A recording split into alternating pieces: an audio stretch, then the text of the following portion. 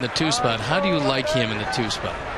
Well, we talked about it at Sox Fest, and the two spot to me on a contending ball club is really the most important spot in the lineup, because on a contending ball club, obviously you have a good 3, 4, 5 hitter. And we saw in 05 what a good two-hole hitter could do. Last year when Beckham and Alexei were hitting in the two-hole, Robin was handicapped to a degree because he didn't know if they were going to strike out or not, so he couldn't put on plays that he ordinarily would want to in that situation or in those scenarios. In my opinion, as I said in January at Sox Fest, I think a good two-hole hitter this year for us, Keppinger, is going to be able to create another extra 20 to 25 runs because Robin is free to do what he wants to do. Well, Robin knows that Keppinger, who has always been a great contact hitter, will put the ball in play if he decides to use the hit and run, or let him hit down in the count and let Diazzi steal. That's cued off the end of the bat. Gets by Ryu, but he makes the play, and that's out number 2. Yeah, and some of those 20-25 runs are going to win you a ball game. There's no doubt that on a team that is going to strike out a lot, it's good to have a guy in the two spot that will put the bat on the ball.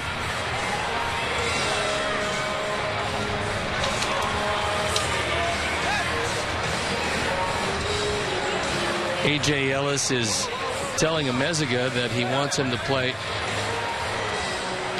not quite as far off the line as a lot of third basemen do with Adam Dunn up. Now they're shifting Cruz at shortstop on the first base side of second. Adam, of course, last year 41 homers, 96 RBIs, hitting .225, 3 homers, 9 RBIs this spring.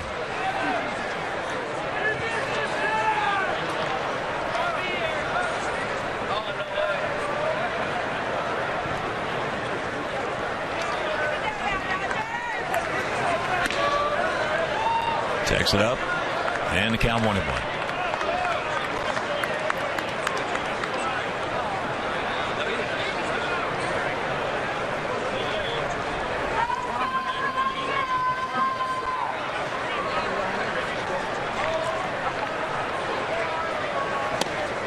And that's low. Just a little coolness in the air tonight. Was a beautiful day.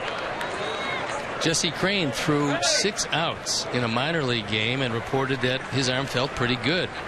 That's very good news. He seemed pleased with his outing. And now he'll take a day off, throw again. If there is no problems, he'll take another day off and throw a third time. And if there are no problems, then he will break with the team.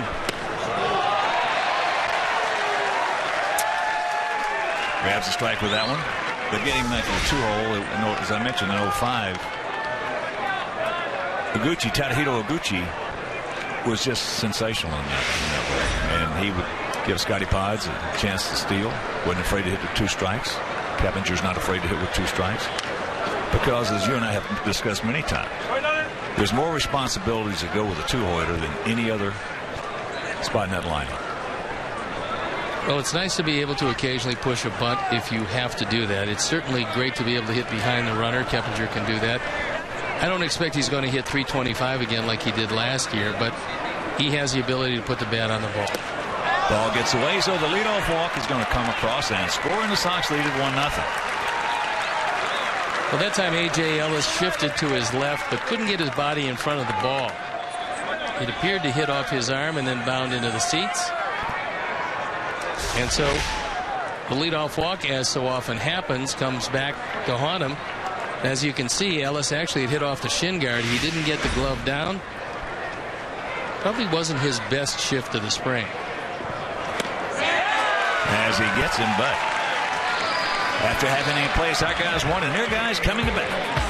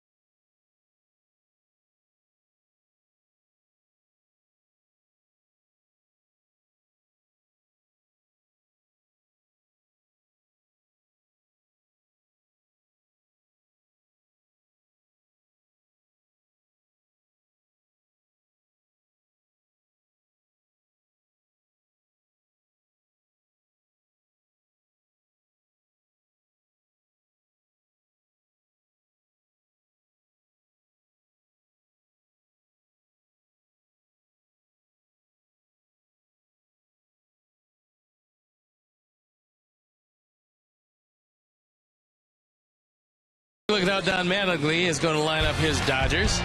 Carl Crawford leading off, only 13 at-bats this spring. Then it's Ellis, Kemp, Gonzalez, Ethier, Cruz, Amezaga, Ellis, and Ryu.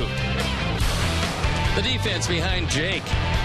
Left to right, Wise, Diaz, and Short in the outfield with Keppinger, Sanchez, Tollison, and Dunn in the infield. Tyler Flowers gets the nod behind the plate, and Jake Peavy on the hill.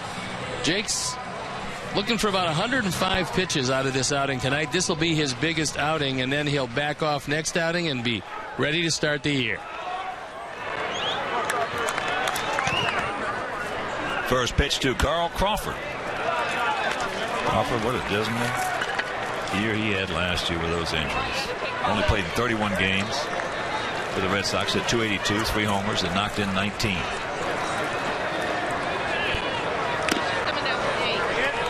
This spring, hitting at .231, no homers, and 2 RBIs.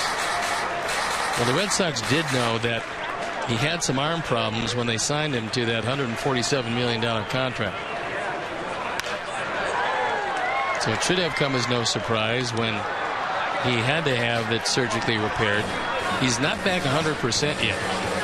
So the question becomes, will he be able to play left field and get anything on the throws to start the season?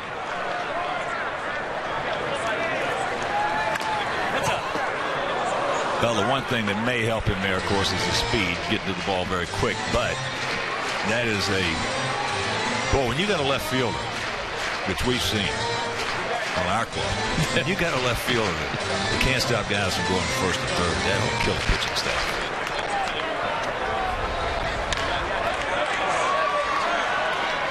Little chopper 2 hopper.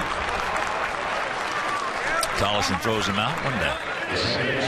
Yeah, that's a devastating thing, especially when you got young pitchers. And in our case, we've got a lot of young pitchers in the bullpen. Well, this year, all of those young pitchers are certainly going to benefit from the experience they had last year. I mean, last year there was a lot of question marks down there, and this year those question marks pretty well answered. There were a ton of question marks about a lot of things last year going into that season. If you recall, a lot of the pundits were picking our Sox to finish last, and we had a lead on September 18th.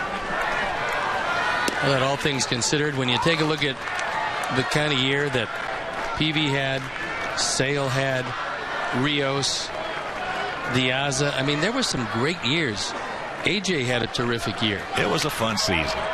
It was a real fun season, and both of us just absolutely died when we spit it out coming down the last couple of weeks. I mean, not going to run. I was going to say, all you can ask for is you got a 3-game lead, you got 16 games to go, and you're being chased by a team that you know is good, but hasn't lived up to what everybody thought to that point. And then all of a sudden, the offense went dormant. A lot of our pitchers were in uncharted waters. They hadn't been there before, so they tired, and unfortunately, that was that. Well, one of the big reasons was obviously we catch the ball a heck of a lot better than the Tigers. We catch the ball a heck of a lot better than anybody in our division. We also had an outfield that was stopping guys from going from first to third. And when you got that, Viciato just did a marvelous job. He started off a little shaky out there in left field, and then the last 5 months of the season, the 4.5 months, he came on strong, and he saved a lot of runs with that arm he's got. I think the advanced scouts saw to it that not a whole lot of guys challenged him about 2 months into the season. They realized that he had a right fielder's arm in left field, and it was accurate. So I thought he made great strides, because you're talking about a guy that is slated for third or first, suddenly put into left field, and I just think he got better as the year moved along. Well, he had 25 home runs, drove in 78 in his first full season. And if you count the runs he saved, it was close to accumulating 100 runs in those 2 categories, driven in and saved.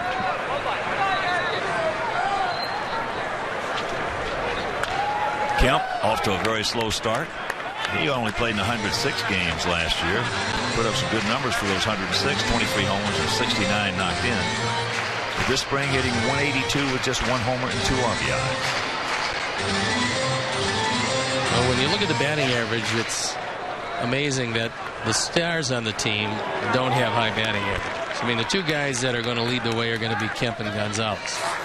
They're hitting 182, 278 respectively. Just about everybody else is hitting over 300.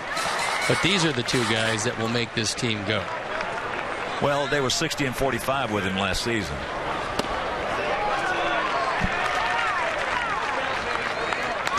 There's Adrian Gonzalez, acquired from Boston. As Boston shed a lot of payroll, as the Dodgers were more than willing to take Crawford's contract so they could get Gonzalez, and they also had to take Beckett with it. That was a lot of money to take for the Red Sox, and I'm sure the Red Sox were very happy to ship it to the Dodgers. Well, I've got a lot of friends who are Red Sox fans, and they are absolutely distraught. They are hot. It's not going to be a great year for them. They are more than hot. As there is ball 4.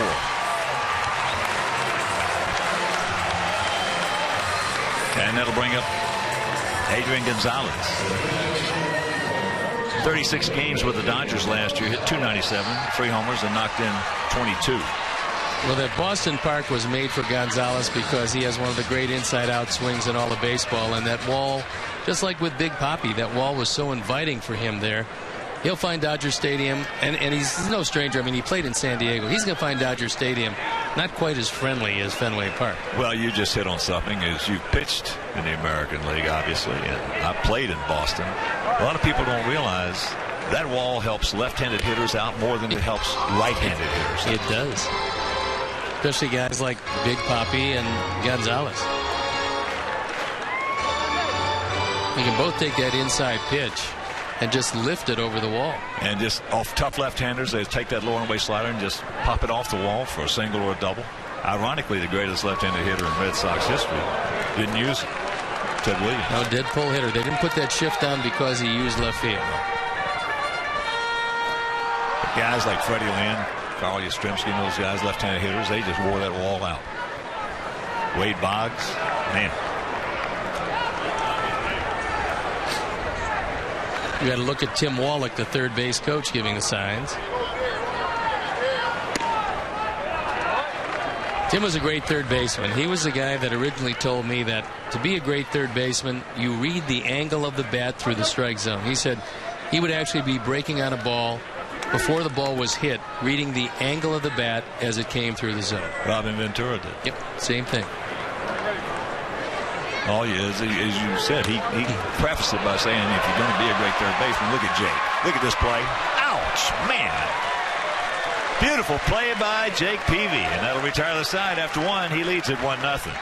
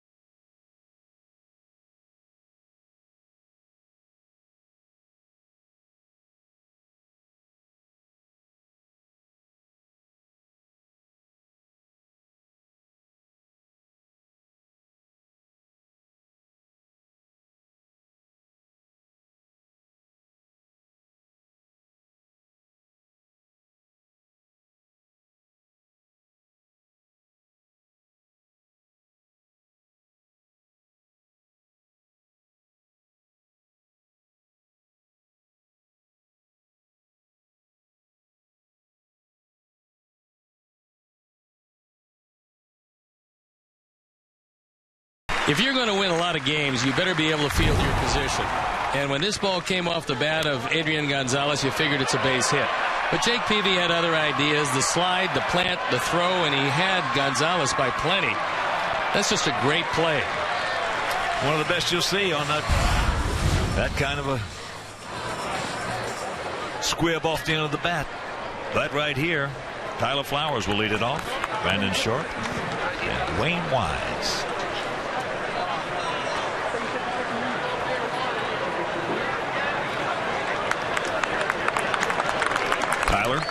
Hitting at .333 on the spring with a homer and 4 RBIs. He's always hit left-handers pretty well. Well, we're going to have Jeff Manto on top of the third, and he'll be able to explain what they've been working on. And Jeff's done a terrific job.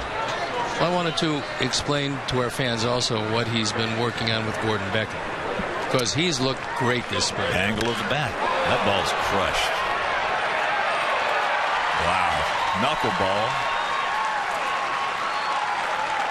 Well, the leadoff double.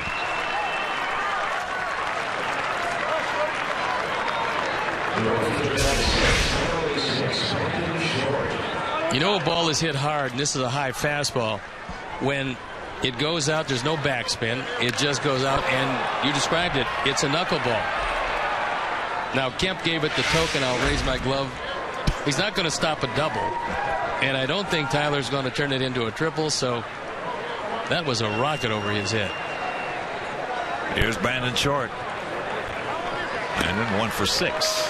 In limited action this spring.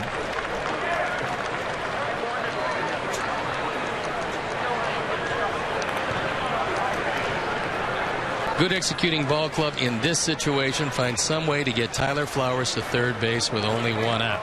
At the very worst.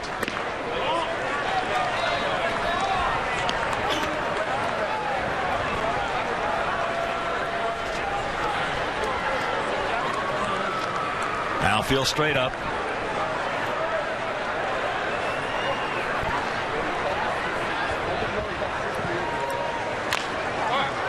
Well, that's going to get the job done.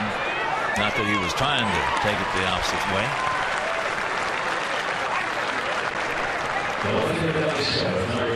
You know, that's manager's preference. With an outfielder like this, with Brandon Short, Robin sometimes will tell a guy, hey, go ahead and just hit away. You know, in spring training. Other guys say, with their regular players, hey, get him over. Here's Dwayne Wise, hitting at .259, a couple of homers, 5 knocked in.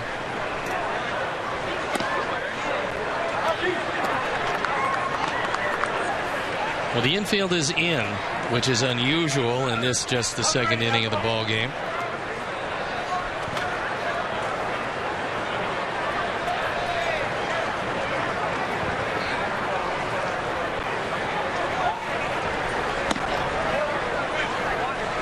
He's got the count, 2-0. Some other action around the Cactus League today. Oakland beat San Francisco 12-5.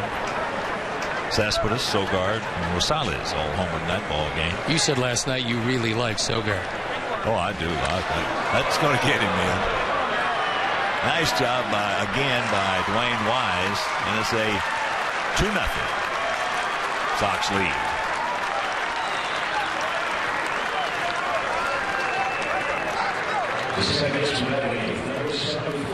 So here's Steve Towson, son of Wayne Towson, former Sox infielder.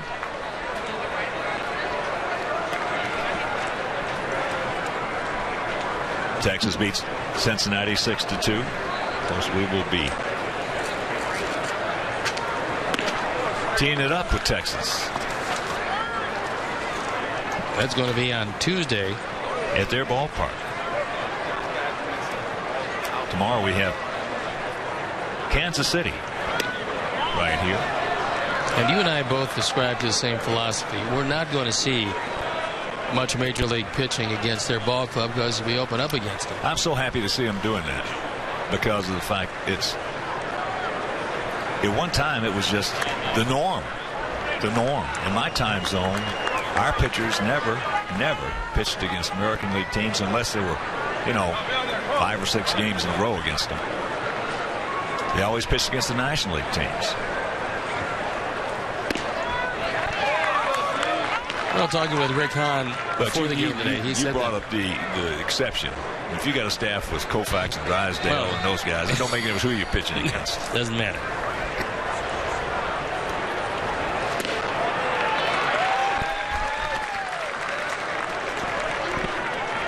Full count.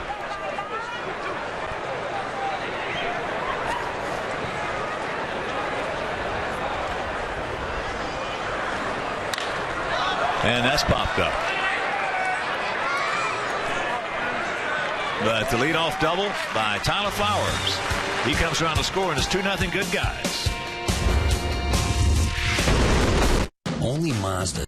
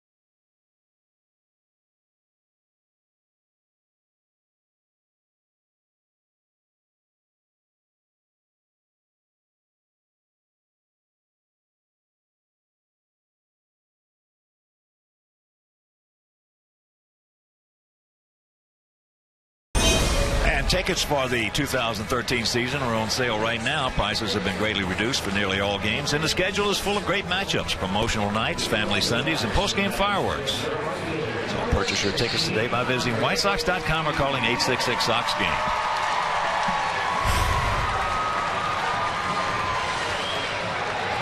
We open up with 6 games at home, Kansas City for 3, and then Seattle comes to town before hitting the road. First road trip, Washington, Cleveland, and Toronto for 4. Tough road trip to kick it off this year. You were talking with Rick Hahn. Yeah, Rick was talking about his ball club and just exactly what he wanted to do with his team in facing Kansas City, and said there's no real reason to give them any added advantage. We're going to see them very quickly for 3 games, the opening day and then the off day on the 2nd and then the 3rd and the 4th. And I can't blame him at all. I think it's a good idea. And the same thing would hold true if we were going to play Seattle. We don't see them. Cleveland, the same thing. We do see Cleveland, and I don't anticipate we're going to show them a great deal, as we see them the first road trip.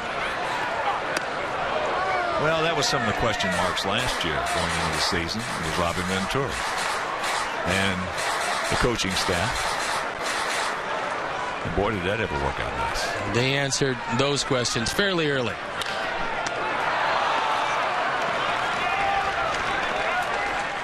So Ethier is retired. 1 down.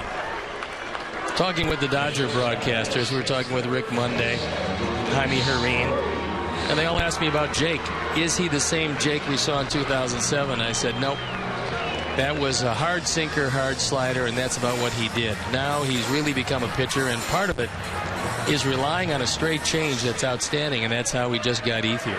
Well, the 2 guys in the American League, as there's a strike to Luis Cruz, who worked the ball probably the best, are Jake and Bartolo Colon. They can move the ball. They can work it around. They can sink it. They can cut it. And it's fun I'll tell you, Jake last year, those numbers on him are some of the most misleading you'll ever see him pitch. For 219 innings and only walked 49 guys. He only walked 1 guy intentionally. That was the confidence he had where he didn't have to put him on. He gone. Well, Cruz didn't like the call, but if you're around the plate, you're going to get the benefit of those calls. Tyler wants it away. Jake throws it away. Pretty good pitch.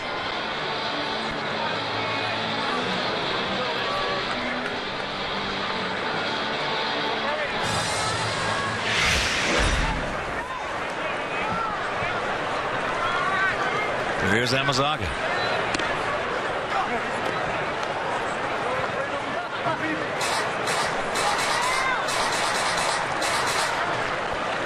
Jake was a joy to watch last season.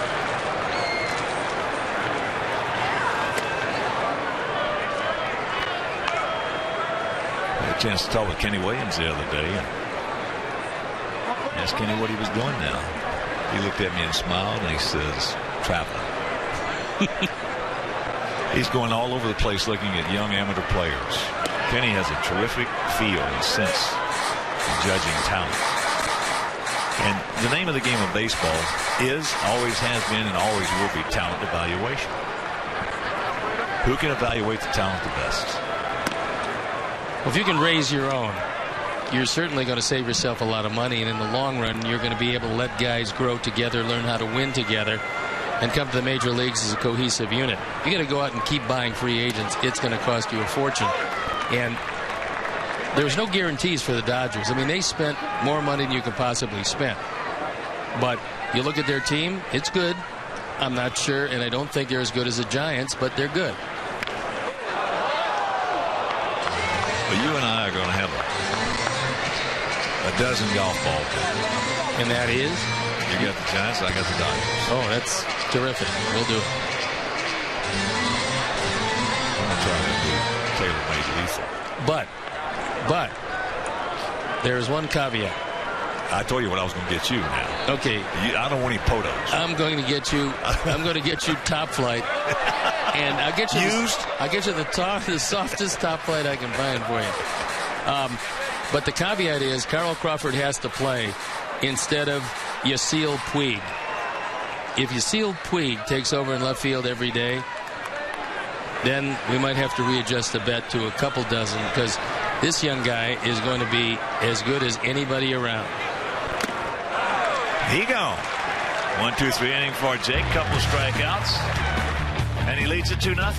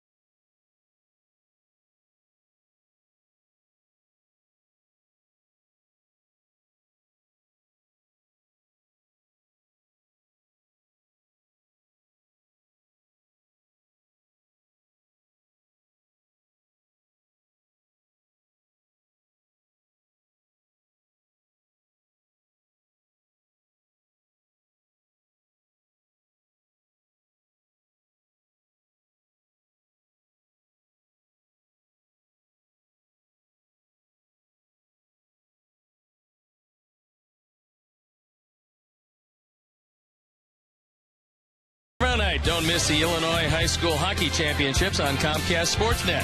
New Trier and Glenbrook North square off in their third championship matchup in 5 years. Catch the action live from the United Center tomorrow night, right after the White Sox Royals on Comcast Sportsnet. 2-0 Sox. Top of the third inning. So I see you've looked up Yasiel Puig in the book. 6'3", 245 pounds out of Cienfuegos, Cuba. Yes, that's out number one. You had a look from behind of Yasiel Puig. Talking with Jaime Herrin, the Hall of Fame broadcaster, the Spanish broadcaster for the Dodgers, who's been around in excess of 50 years. He said he's never seen a player come up through this organization better than Puig. The big guy is Puig. About a week and a half ago, he went 6 for 6. He can fly. He has an arm the equal of just about anybody in the league. And the only thing he needs is an opportunity. Now, they're going to send him to AAA unless Crawford can't play. If Crawford can't play, Puig will most likely start in left field for the Dodgers.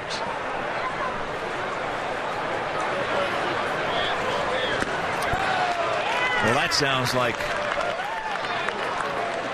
Bo Jackson when he was at Auburn. That's basically, I mean, they're about the same size, aren't they? Bo was 6'2", 220, but Bo ran a 4.140. That's something. I sent Ellis Clary down there in 1986 to see about his signability, and he was down there for about a week. Finally, he calls me up and he says, "Honky said, I think he's going to play football." He said, "But I got to tell you this." And Ellis Clary was one of the premier scouts in baseball. God rest his soul. He did go, so that is out number 2. But he said, "I got to tell you that Bo Jackson is the only man I've ever seen that can hit a ball 500 feet, throw the bat down, run out there and catch it, and throw himself out."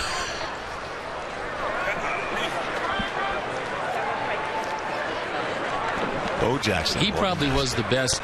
You would have to say he was the best two-way player, baseball, football, that there was. He's the best athlete we've all ever seen. I tell you, he was something. He was something. That home run he hit when he came back to right field.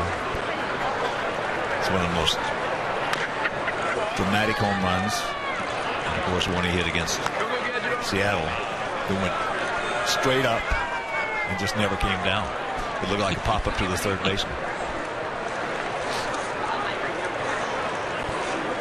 And what a gun he had. Sanchez flips it into right field. Easy inning right there for Ryu. But he trails it 2-0.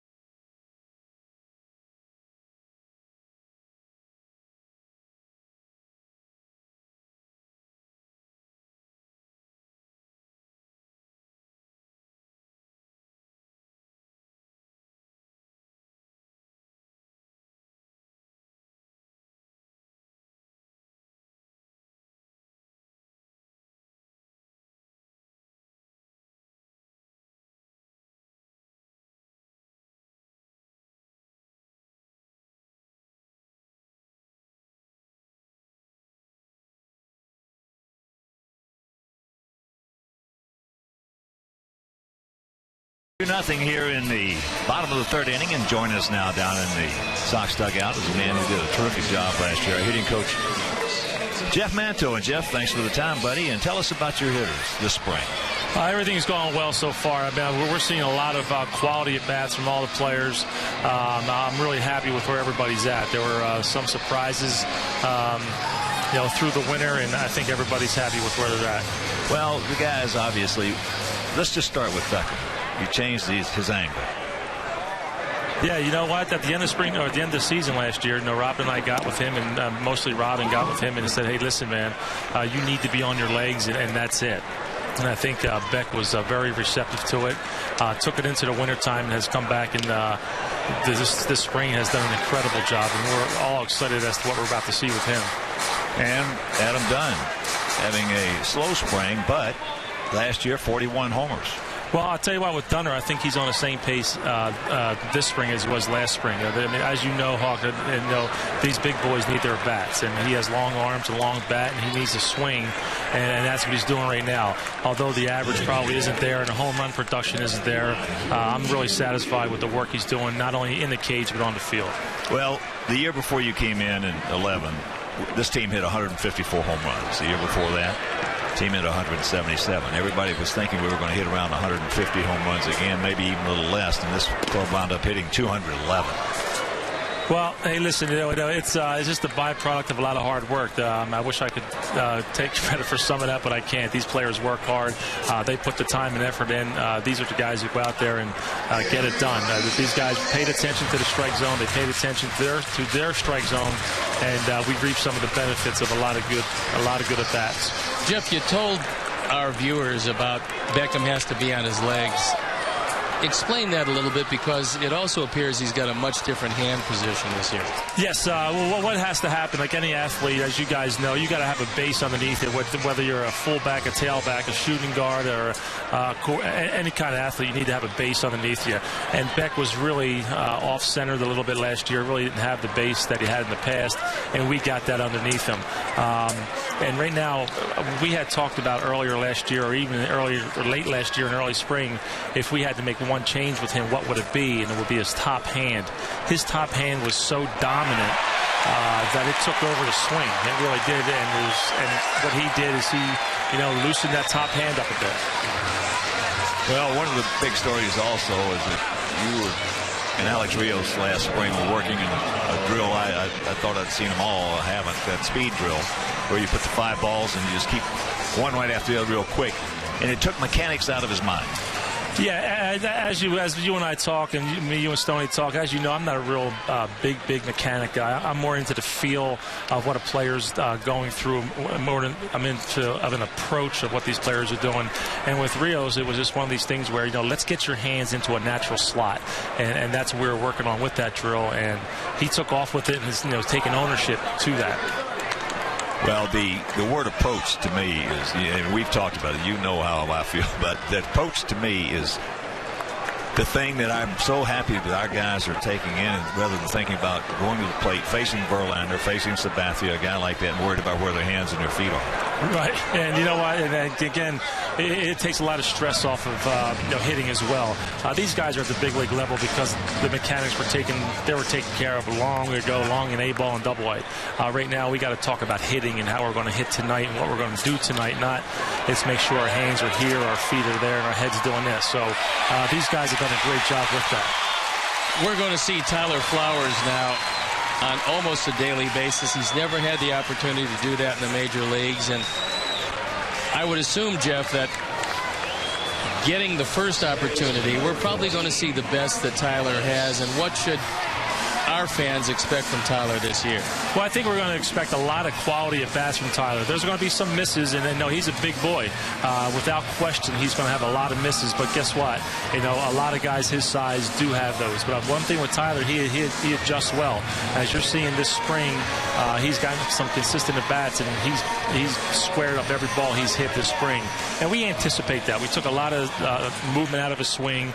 But the one thing the fans had to realize that he's a rookie, basically. He's going to be learning for the first time, and there will be some hiccups, and we will deal with that. Well, Jeff, thanks for the time, big guy, and you did it last year. Let's do it again. Thanks, Hawk. Thanks, Tony. Hey, Jeff. Jeff Manto. I love that word, approach. It's like we were talking last night. Same thing for pitcher. You got to let your thoughts dictate your mechanics, not your mechanics dictate your thoughts. I think that's what makes Don Cooper and sets him apart from a whole lot of guys, is that although you have to be somewhat of a mechanic, it's best to be a psychologist and to be a guy that talks about what you're going to do today. How are you going to get these guys out? And that's where your hand position is going to be, not getting under the ball. The pitchers know that. But Don talks them and tells them how he wants them to throw to each and every guy, and gets their feedback and then makes them into the kind of pitcher he believes they can be. And it's worked too many times for him not to be regarded as one of the best pitching coaches in the game. Well, I was watching him work earlier with Andre Rienzo, and he touched right, and the kid was trying to come up with the changeup, and Coop simply said after he missed with 3 or 4 up, he said, look, if you miss down. That's all, Andre. If you miss down. So what happens? All of a sudden that elbow comes up just by thinking of missing down, and you don't have to worry about putting your elbow up there and staying on top. It's the thought that dictate mechanics. Right. He didn't tell him to change anything about it except miss down. Think about staying on top of the ball by throwing it down. That gets you the best changeup anyway. The best changeups are out of the strike zone. 4th strikeout for Jake. 2 down. That'll bring up Kemp.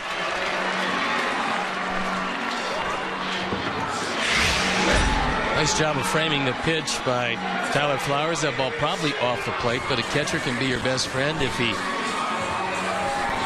just puts part of the glove in the strike zone.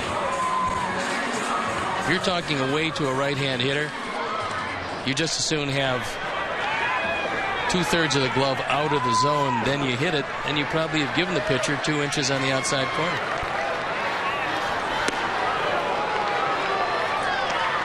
Rick Dempsey move. Throwing the ball to more catchers. And all of the Atlanta Brave catchers used to stand or sit off the outside corner, put the glove just barely, have the glove on the outer part of the plate, and they were stealing 3 and 4 inches. Dempsey did that. He used to sit up at an angle off the plate and put that to a right-handed hitter. Put that. You saw it. You pitched to him. Like to pass along birthday greetings to Kasha Matija, 42 and still very lively. That's the baby. In the woods.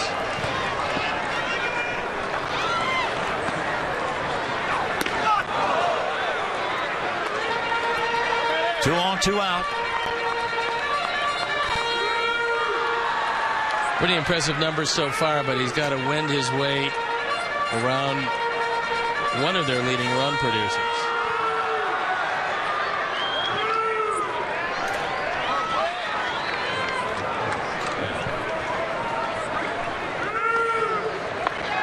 Former MVP.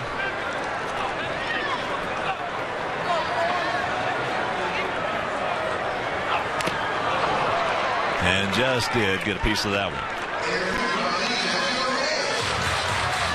If you notice,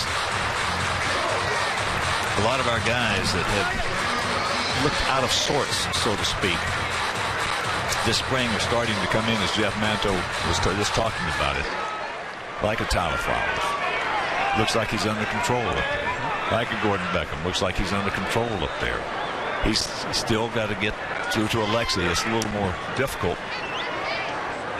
because of the style of Alexi Ramirez. But Alexi, I got a feeling Alexi's going to have a big offensive season. And you know, when you're struggling like Alexi was last year, even though he still drove in 74 runs, when other guys are not hitting, especially late in the season like we didn't, it just put more pressure on him. Well, Alexi is going to be one of the best offensive shortstops around, and the defense is never a problem with him. He just has to get off to a good start. Well, he's a notorious slow start. And it's not going to be real warm in that first homestand, I don't believe.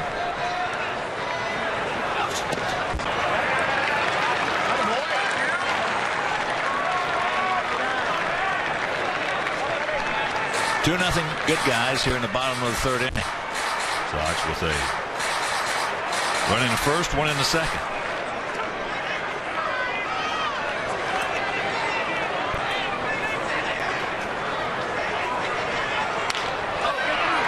That's a fair ball. Nice pick by Capinger. Yes. Big league play right there, Jeffrey. And that'll retire the side. We'll go to the 4th. 2-0.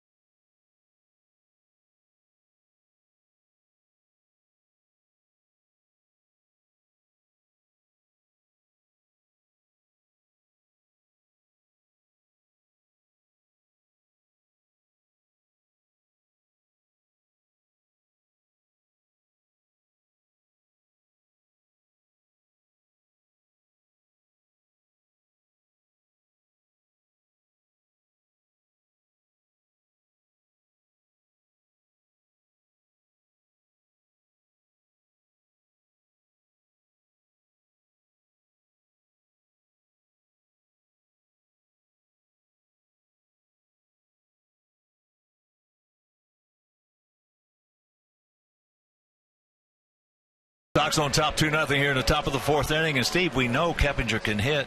Can he field? It certainly looked like he could field there, and he showed us a very strong arm. So I'm not sure he's this good, but this is Gold Glove quality third base.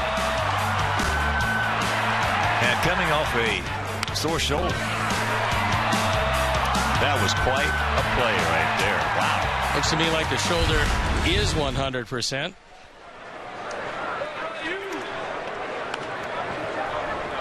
And there is the man we talked about earlier, Yasiel Puig. So Crawford is out, Puig is in. And we'll get a chance to see just what kind of skills he has. Well, we get to see him at least 2 at-bats, maybe 3. But the thing about it is, that's the rock and the hard place. They got to get Crawford in shape, but they also got to play this kid in case Crawford can't get in shape. Well, Crawford with just 15 springtime at-bats. Still, they don't know if he can throw. Don't know if he'll be ready to go, but this young man is ready to go.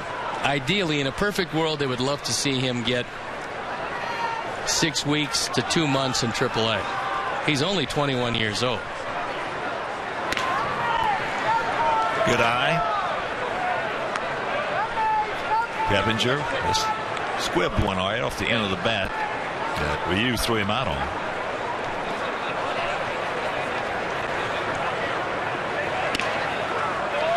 And there is the leadoff walk. Ryu walked Piazza leading off the ball game. He came around to score. And that'll bring it Dunn, who struck out on a 3-2 fastball up.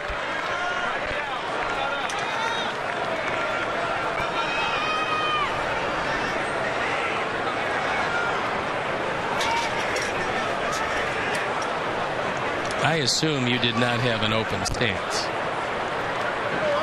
Stance like Jeff Keppinger just showed us. No, that was.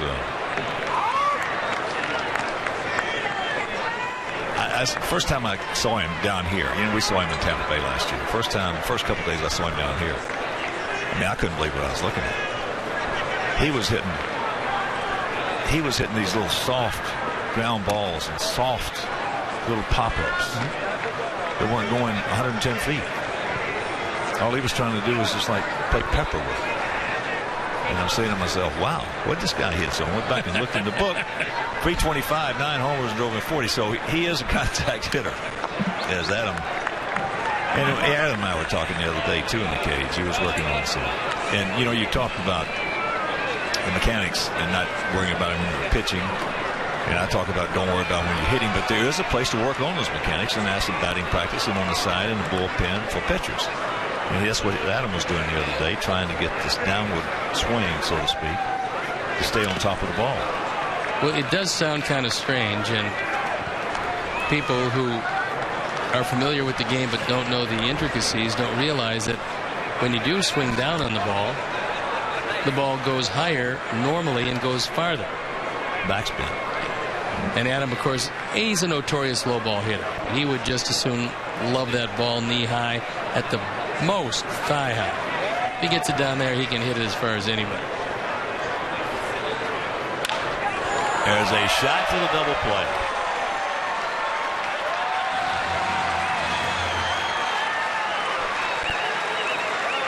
So a good at bat right there for Adam. The results were not good, but the execution was there's a rocket. Well, they tell a base runner never get doubled off on a line drive, but here you have no chance whatsoever. You're going to get doubled off.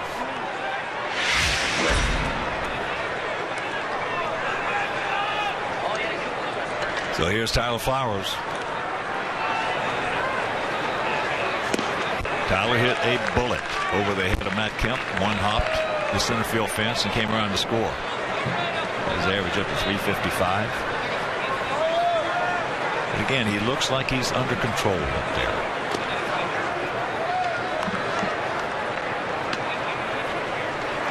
And by under control, that means he's got a sense of control. That's what hitters have to strive for. A sense of control at the plate. And you do that with an approach. That's a good hook. The pitchers love hitters that commit early, that go out on their front foot, commit early, because they're so susceptible to anything off speed. Nobody's going to hit that curveball in that location anyway, but Tyler's been staying back pretty well against most people.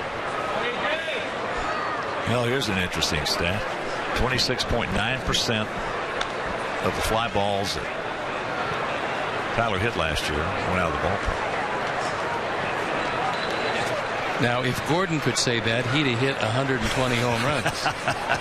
Because he was third in all of baseball hitting the ball in the air. As he got him there. So we'll go to the bottom of the fourth. It is still 2-0 White Sox.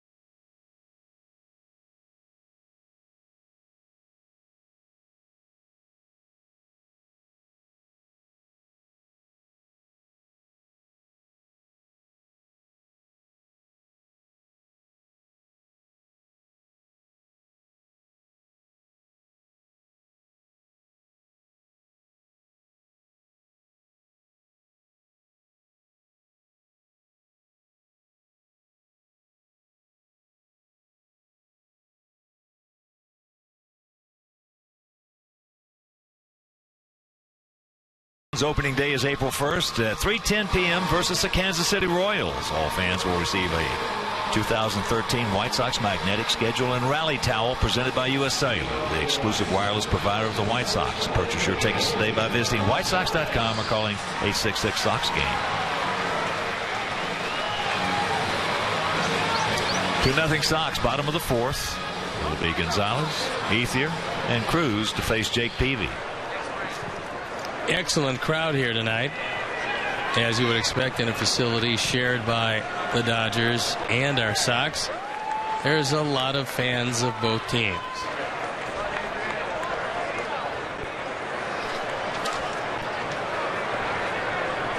Gonzalez squared one off the end of the bat.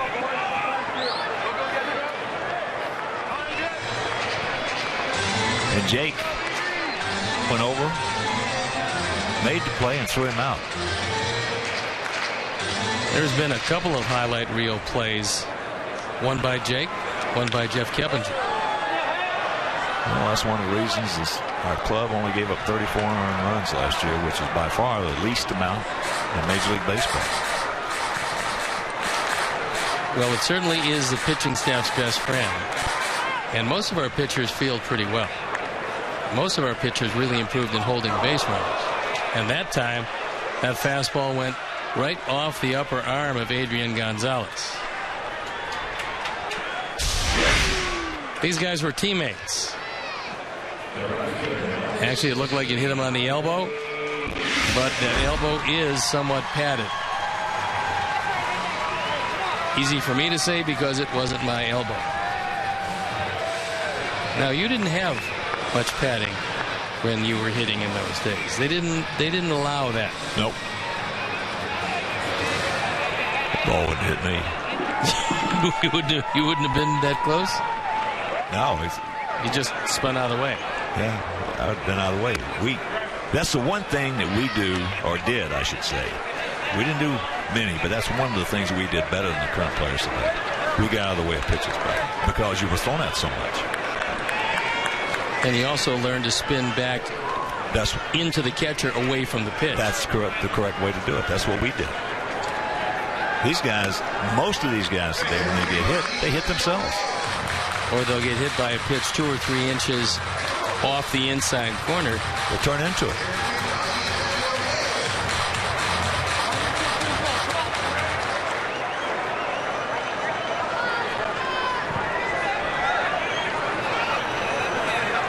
If you miss that play by Peavy, this is something to see again.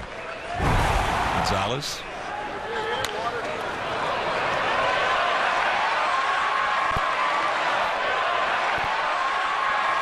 Now you talking about athleticism. That's the poster child. It was a great effort.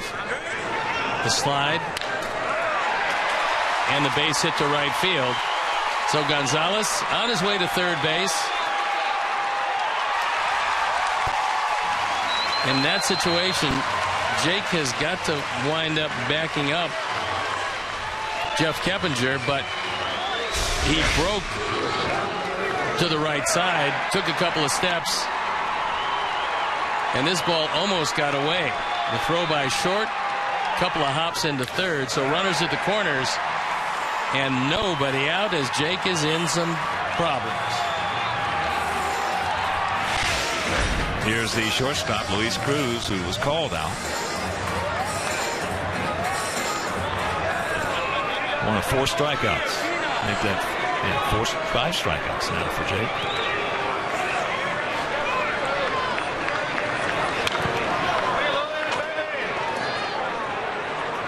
Cruz was supposed to be their third baseman with Hanley Ramirez at shortstop. Now Hanley Ramirez defensively was going to be somewhat of a liability. He's gone for 8 weeks. They're going to slide Cruz to shortstop, where he might be just a touch of an upgrade, and then they'll worry about who plays third, because it most likely will be a revolving door, and there's still some competition.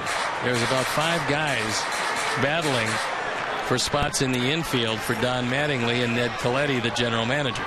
Well, Juan Uribe was in the lineup at third tonight. He was scratched.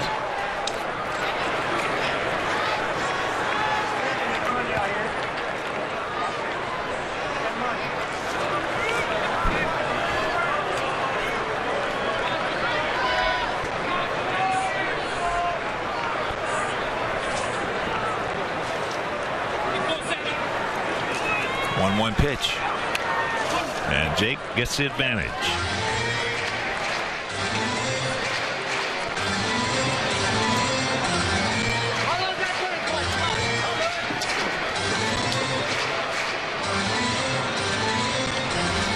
Cruz last year in 78 games hit .297 with the Dodgers. Didn't walk very much, so he swings at just about everything. He had 6 homers and 40 ribbies. All right, we'll take this. Back him up. So Gonzalez, the leadoff hitter, was hit by a pitch, scores, and it's a 2-1 Sox lead.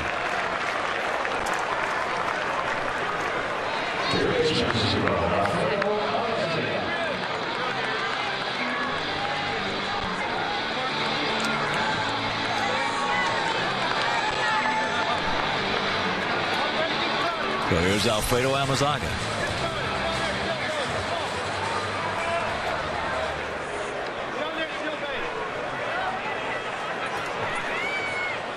He struck out his first plate appearance.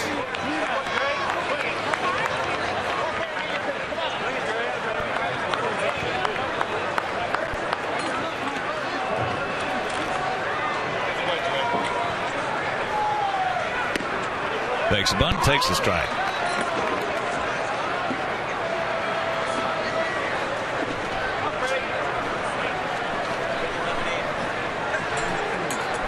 Thirty-one-year-old right-hander Jake Peavy.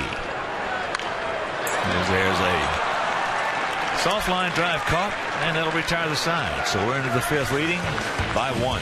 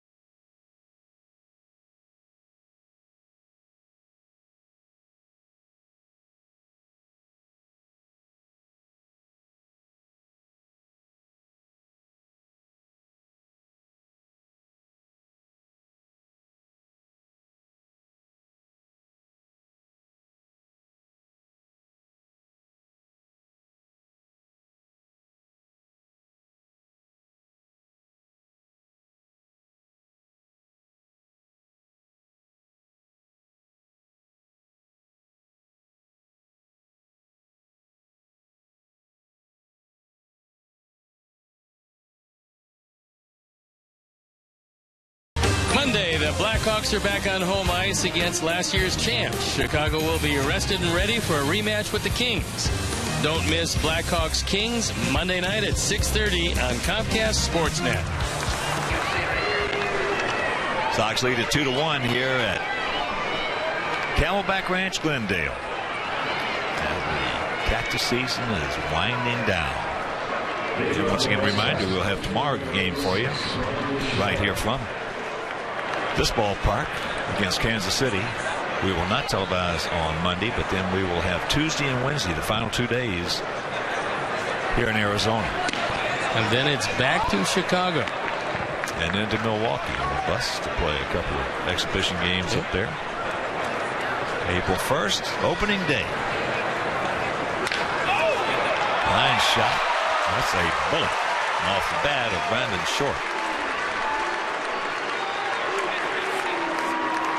Nice catch by Cruz. Opening day was always special. It was special when I played. It's special as a broadcaster. It's just a special day. There's so much excitement that goes with it. So much hope for just about every team.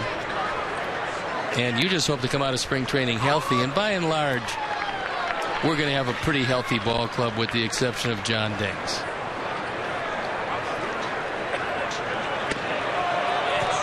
Dwayne Wise had a sacrifice fly, picking up his 7th RBI of the spring. Opening day is just, you know, you've been doing it all your life as I have. As that's flipped into left field. And a nice catch by Puig. Boy, he got a good jump on that. Looked like a sure double. I thought when it left the bat, it was going to hit the dirt part down the line and bounce into the stands.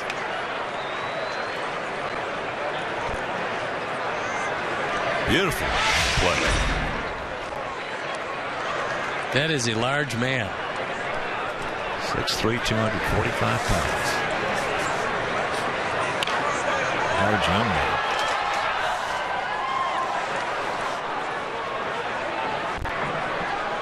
They won the bidding war, and the bidding got pretty high. They spent $42 million on a guy that was, at the time, just 20 years old. Well, with Stan Kasten at the top of the helm, so to speak, you knew one thing. The Dodgers were going to make some moves. Well, he has been successful everywhere he has been. You also said when you spend over $2 billion for a ball club, you figure they're going to not go into rebuilding mode. No, they're not going into austerity program. Not at all. Oh, man. Out of the stands to make the play. Got to be a White Sox fan with a beautiful play right there. This is a pretty big effort. Off the top of the dugout. And then leaping out of the stands. One-handed. Donaldson just does get a piece of it. See, he popped up to his counterpart. No, he popped up short.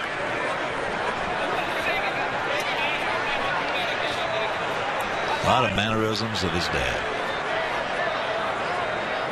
Especially in the field. Hasted. We are halfway home leading 2-1.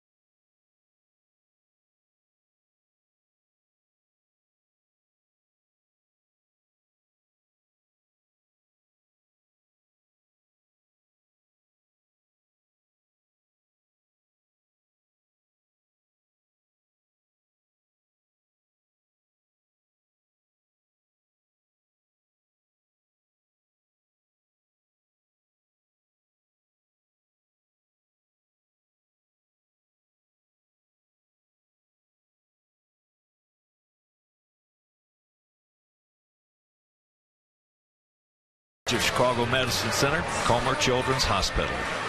We are teaming up to promote a healthy lifestyle and combat childhood obesity. Members will receive free White Sox tickets and cool exclusive kids club items. Visit whitesox.com to join the club today. Jake Peavy's given up 3 hits tonight and just 1 run, and he's been in control. He does have a walk and a hit batsman, but for the most part he's gotten good movement, getting a well-called game behind the plate, and he's played spectacular defense. So Jake has a 2-1 lead as we head into the bottom of the 5th inning. At the 70 pitch mark, so probably he's got 35 or so left.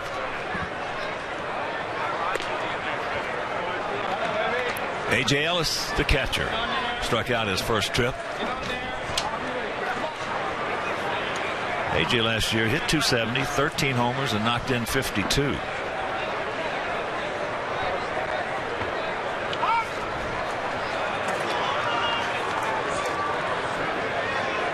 the 5th player in the Ohio Valley Conference to ever win first-team honors all 4 seasons at Austin Peay. They were pretty happy with Ellis because they had a revolving door after Russell Martin a few years back departed. They couldn't find anybody to take over, and they tried a whole lot of guys until A.J. Ellis came and solidified the position. Here's an interesting tidbit. A.J. and his wife, their 3rd child, was born in the front seat of the car as Ellis was driving his wife to a Milwaukee hospital. Less expensive.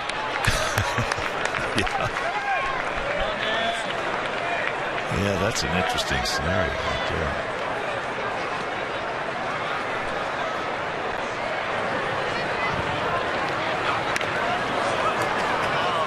Bill McEwen make himself a new friend. Big crowd on hand tonight if you're just tuning in. Seems to be a sellout. Well, everybody was very concerned about the attendance in the Cactus League. Big article in the paper, headline, attendance down 33%. But for the fans who weren't here, it was very iffy weather-wise for the first 10 days of March. And the weather has gotten beautiful, and the attendance has picked right back up. He gone.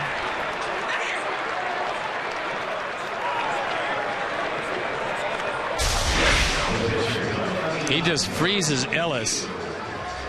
That one right down the middle. So A.J. probably guessing ball, didn't get it, and has a seat. So here's the pitcher, Ryu, who got the first hit off Jake with 1 out in the 3rd inning.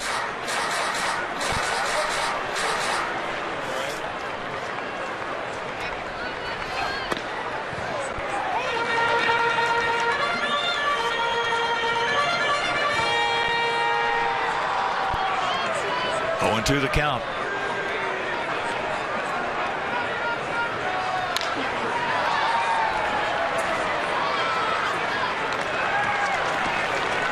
Two down. Ryu figures to be one of their starters. They've got 8 potential starters on this team. Josh Beckett, who came over from Boston, they're paying him a lot of money. Chad Billingsley is trying to come back. He'll probably be disabled when this season starts. Chris Capuano, Zach Greinke, who's nursing a bit of a physical problem. They don't know if he's going to be ready for the start of the season.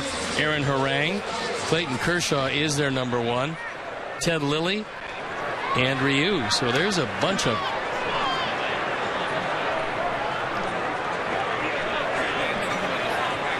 How about this for this youngster coming into today's action? Week leading the Cactus League in hitting at .520. I told you would like him. Look at him run. Look at him run. Boy, I tell you what, he can move it. 6'3", 245 pounds. Carl Crawford, even if he gets in shape, might not be good enough. I've watched him play before, Hawk, and for a young guy, he doesn't get out on his front foot. He's not fooled, and he can really move it for a man that size. And when their Hall of Fame broadcaster, who's been here seemingly at the start of the franchise, says he's the best he's ever seen come up, that's high praise from Jaime Herrera. Mark Ellis takes strike one. He is grounded to second and struck out.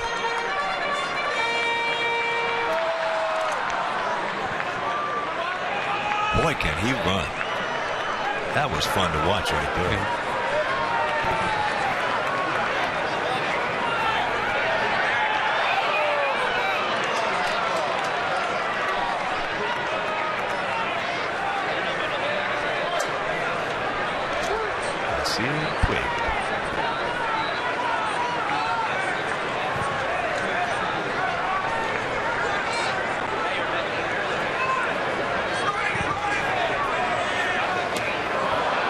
Chase the bad one.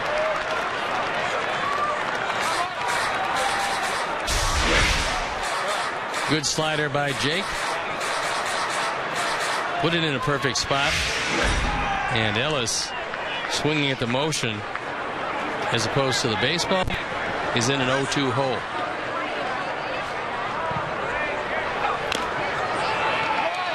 Just got a piece of it.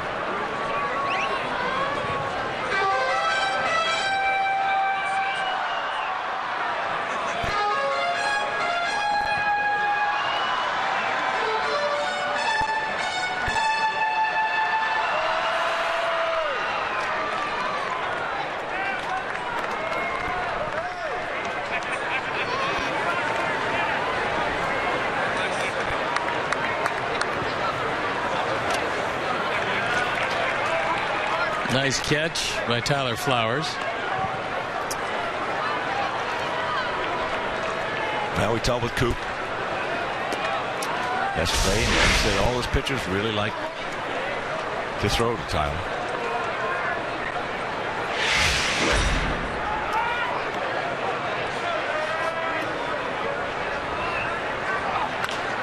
That's how to play right side. Well, he's a big man. He gives you a pretty good target, and has shown in the past that he can catch it, call it, throw it, and block it. AJ did a terrific job mentoring.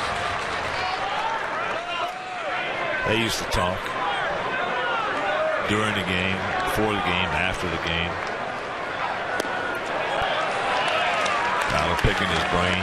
I think it's very difficult for the backup catcher with a guy that played as much as AJ played, because AJ wants to play every day. Wanted to play every day, impervious to pain, and would run out there as many times as Robin would let him run out there. So for a backup to that kind of catcher, a guy that never got hurt, it becomes even more difficult. Well, nobody in the club was closer to AJ than I was, and but I told AJ, I said, it's Tyler's time. And he said, Hawk, I'm good with it. I'm good with it. I understand it. And he said, I understand the process. He went to a perfect place for his swing, because the wind blows out a gale to right center field, and that's where AJ hits the ball most of the time. Try to get him chase it. Yeah, he should have a good year for them down there, because they've got so many right-handed hitters. In a left-hand hitter's ballpark. Yep.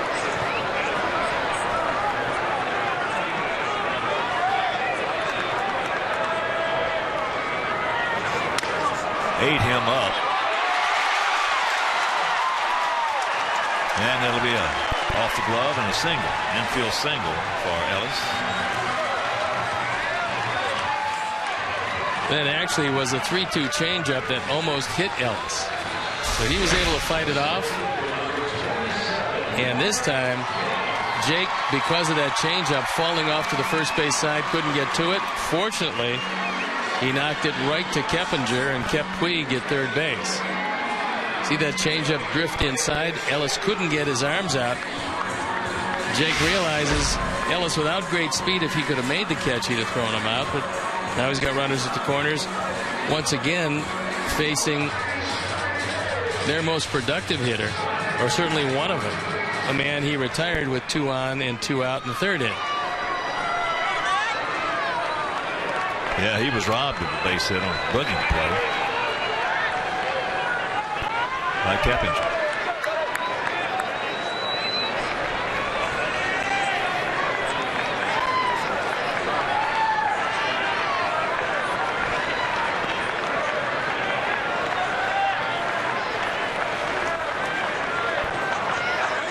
Nice pick right there. If you miss that play, here it is. This one looked like it was ticketed for 2, but Jeff Keppinger, good first step quickness, and then showing a surprisingly strong arm from well into foul territory. And a great technique. You see how he got his head out of the way, because he knew he had to go right over the top with everything he had.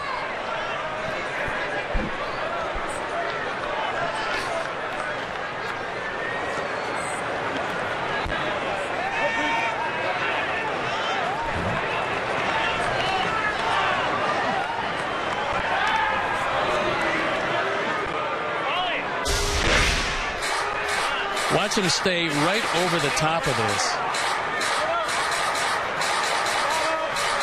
Obviously realizing that he has to get rid of it quickly. There's only one guy in either league that we know that can throw from the side and get as much on it as you can over the top, and that's Adrian Beltre, and he's state of the art. Oh, I'll tell you what, he's one of my all-time favorite guys to watch play the game, but he has fun playing the game. What a player he's been for Texas. You know, you worry about giving guys long-term contracts. In the case of Beltre, there was no problem whatsoever. That's how to play right side. But you saw, we talked about Keppinger getting that head out of the way. If he keeps his head steady, that ball's going to tail off. He got it out of the way so he can get his arm up and right by his ear.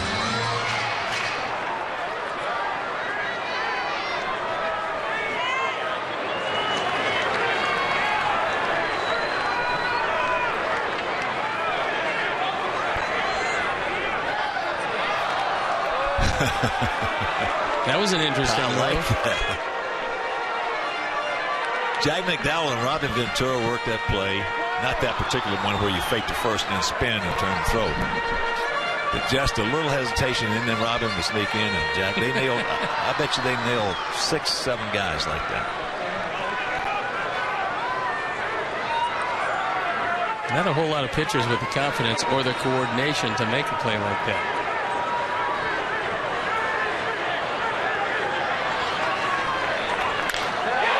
That ball is trouble. That's going to score a pair, and the Dodgers take a 3-2 lead.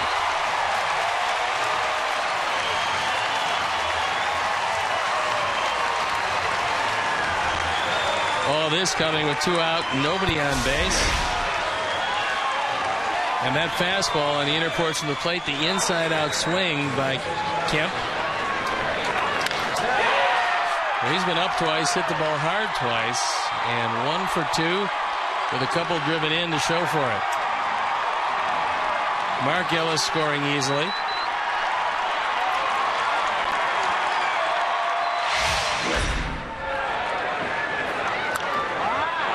Hit him on the fist.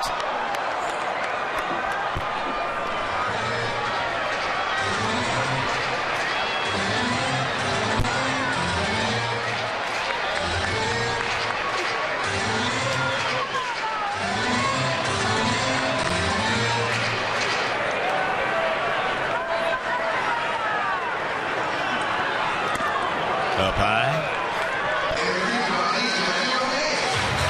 Couldn't get up on top.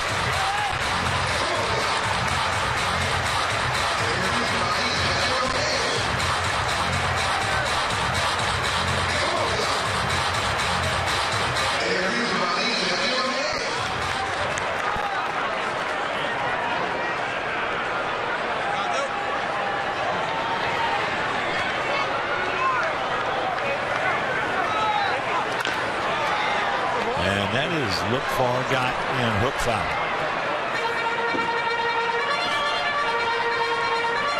Sweet swinging Adrian Gonzalez.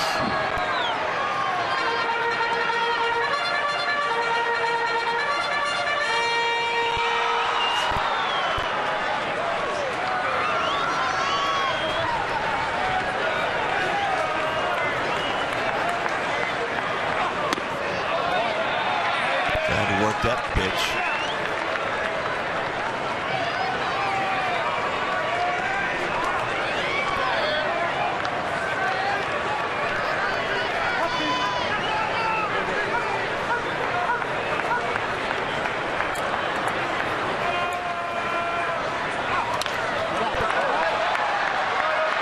Jake is trying to keep the ball up on Gonzalez, knowing that a lot like Adam Dunn, he would prefer the ball from the waist down. Well, from the middle and up is okay, but Gonzalez middle and out up is dangerous still. But Jake, you know, he played with him, so Jake knows. He knows him pretty well. Just a question of execution.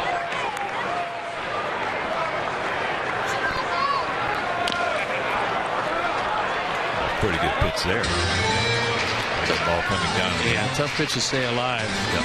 But Gonzalez was able to spoil a good one, and Jake thought that'd probably be the wipeout pitch, as he's going to get to the century mark with this next pitch. So it started out to be an easy inning, and looking like a 6-inning performance. Might take Jake out of the game after 5. There's that pitch up. And Kemp. Bad throw by Diaz, but they're gone. Now, well, they should have had it. But it was still. Dodgers lead at 4-2.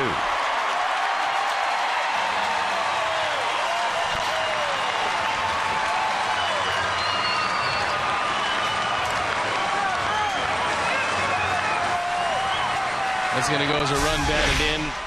E2.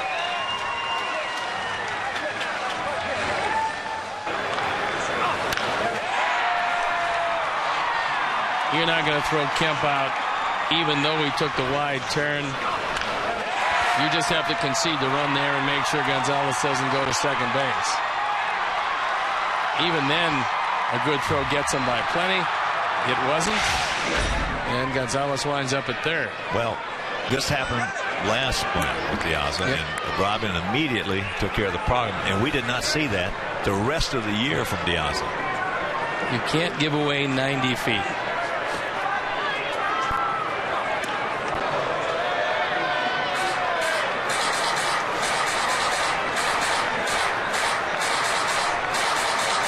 We'll just foul that one away and see when the next time he does it. Well, you also, I mean, you got to know the speed of the base runner, and Kemp has very good speed. That ball wasn't hit all that hard, and no chance to get him at the plate. Good check by Ethier. This is probably going to be, well, I would say undoubtedly going to be Jake's last inning.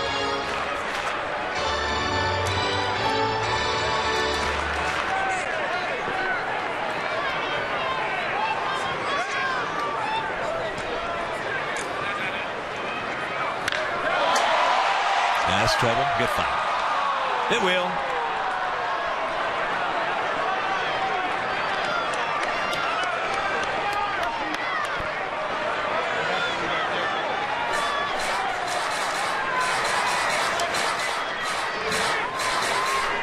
Nate Jones throwing in the pen.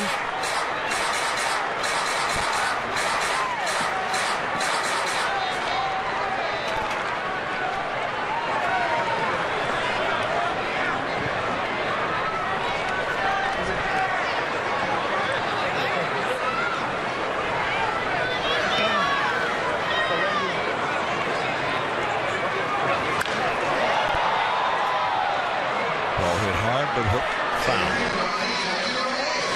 Count hangs at 2-2. 4-7-0 for their guys. 2-1-1 for our guys.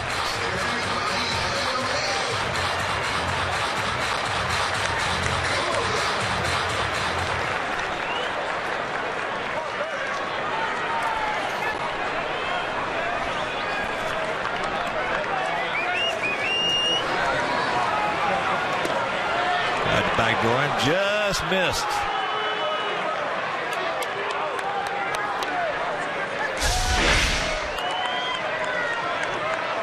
Looked like a pretty good pitch. Fowler tried to ease it back into the zone, but it was wide. Line shot. Caught by Jake. Meanwhile, some damage is done. They put a 3 spot. A crooked number up on that board, and they lead it 4-2.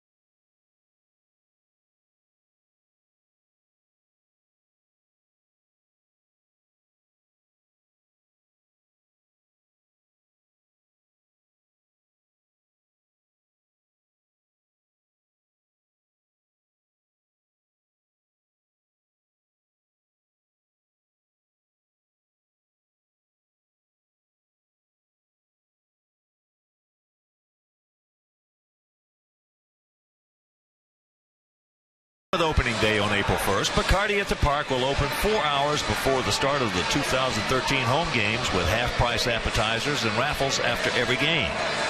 Be sure to stop by Bacardi at the Park at USA LaField's Gate 5 Plaza.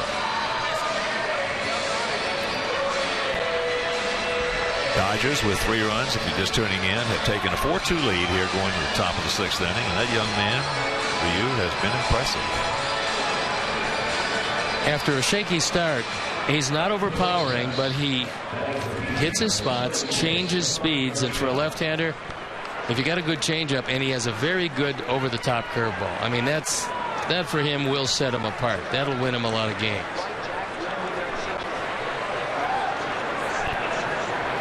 Here's Stan Gartrell. Gartrell, as you see, Coop. Sure, he's telling Jake, did a good job. Maybe tired a bit, but that's all we want from you tonight.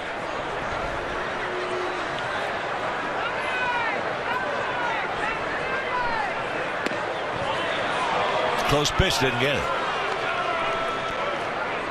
2-1 to count.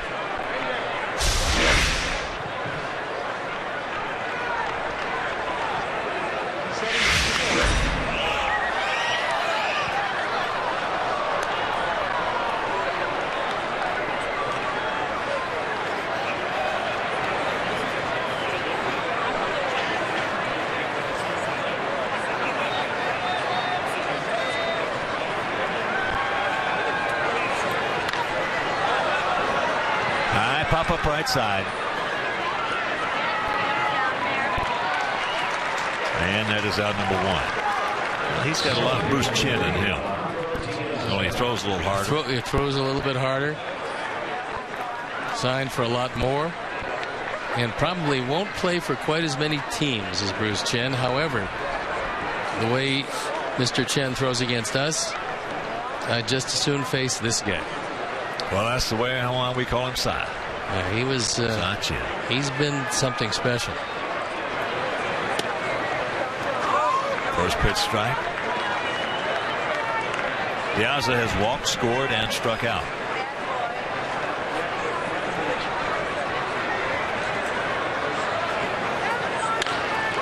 Off glove, caroms right over to Cruz. 1-6-3 if you're scoring. Now they're checking to see if Ryu is okay.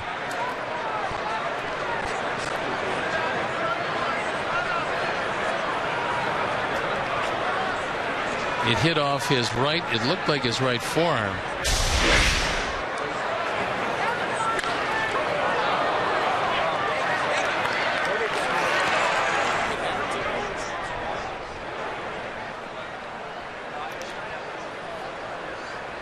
Diaza waits pretty well on that curveball. That one got him just below the inside of the elbow.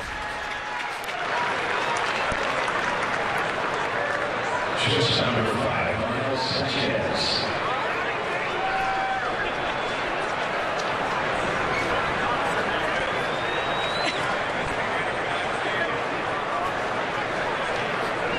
There have been more and more very good players coming out of the Pacific Rim. And it's only going to increase. They're going to continue to keep coming. Yes, they will. So here's Sanchez. He is grounded to short and popped up to right field. Do you ever see the day where we will see an international draft? Or will you think it'll always be to the highest bidder? No, that's going to stop. They're going to have the international draft? Yeah, that's going to stop. I think they'll have 2 separate drafts, but that going to the highest bidder, I guess you're not going to go along with that forever. You're talking about what they give for Dice K. 111 million. 111 million. 40-something million for this guy.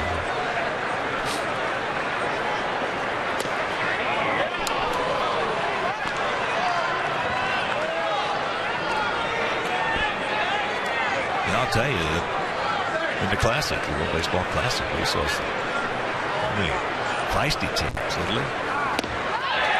As he gets him, so a 1-2-3 inning, we'll go to the bottom of the 6th, trailing by 2.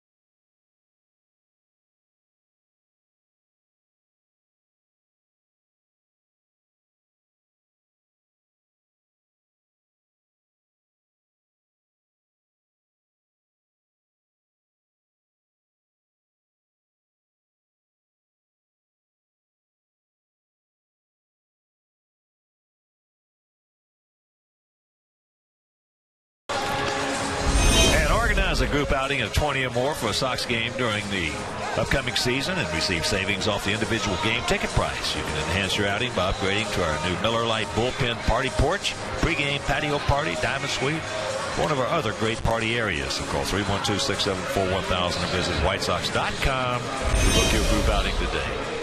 Nate Jones comes into the game off just a spectacular season where he was 8-0, a .239 ERA, and 65 appearances. That's what he's done so far this year. And 106 pitches for Jake, so his night is done at 5 innings. Gave up 4 runs on 7 hits, walked just 1, hit 1, fanned 5, and ran into a buzzsaw with 2 out and nobody on in the 5th inning. Yasiel Puig He let it off. With that 2-out double.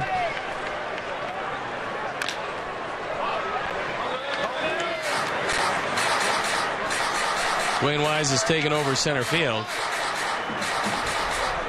Gartrell has moved into right field. Left field, rather.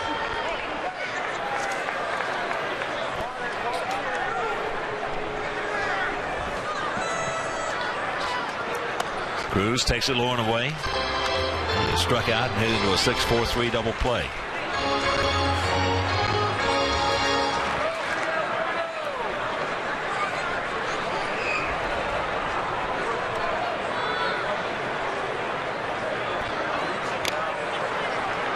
Can't get that one. Just taking some other Cactus League action. And Grapefruit League. Cleveland beat Seattle 10-5. Detroit over the Yankees 10-6. Kansas City outscored the D-backs 11-10. Oh, what a season. Spring training Kansas City's having. I was listening to that game coming to the ballpark. Wind was blowing out. A very difficult pitcher's day in Surprise. Be gone.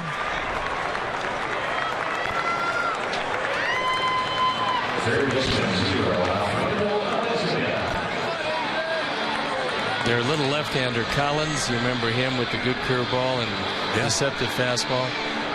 They got him for 5 in 1 inning. So apparently the curveball was not curving today. It doesn't curve that much out here. Nope. In 8, of course, last year. There's 8 wins without a loss. That's the most wins without a loss in White Sox franchise history. Pretty impressive. Well, our young kids were impressive. That's I'll tell you, that is the one area that I thought about all winter long, was the fact that great experience that our young kids got in the midst of a very close pennant race or divisional title race.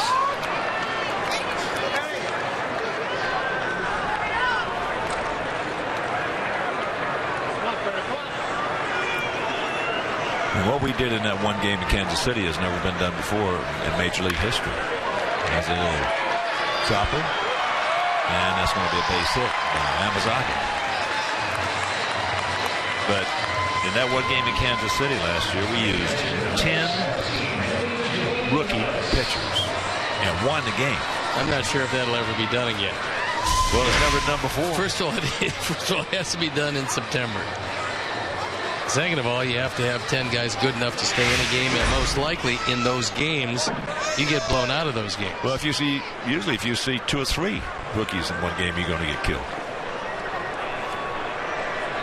Only time in Major League history. So shoots that one foul. Ellis 0 for 2 with a couple of strikeouts.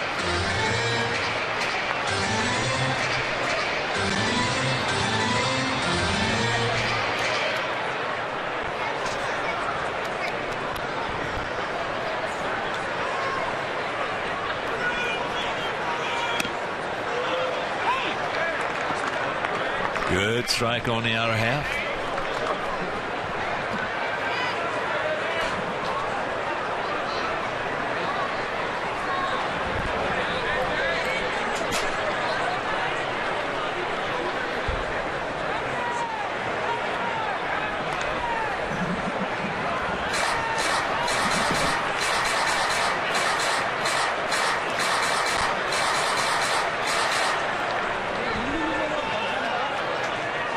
Field around to the right. Sox with a run in the first, 1 in the second. Dodgers 1 in the fourth, 3 in the fifth.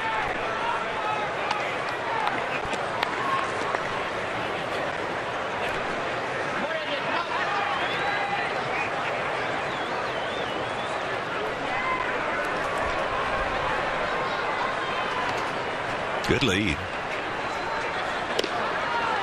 Good pitch, didn't get it.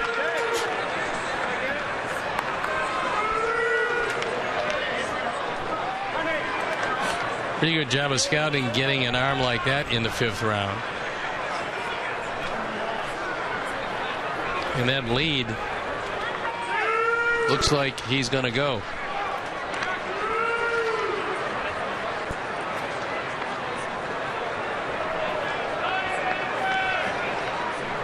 Nate, 6'5", 210 pounds.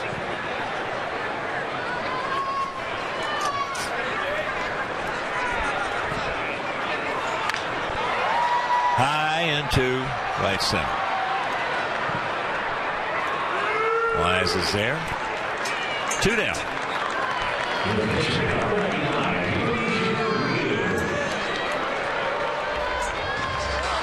Over you is going to stay in the game because he's hitting for himself. He's 1 for 2.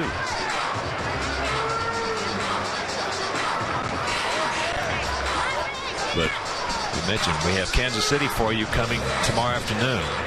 It'll be a 3:05 Central start. Jeremy Guthrie on the bump for the Royals against Eric Johnson for us. And Steve, once again, for the people who are just tuning in, tell them why Eric Johnson started. We're probably not going to see any of our major league pitchers because we open up with Kansas City.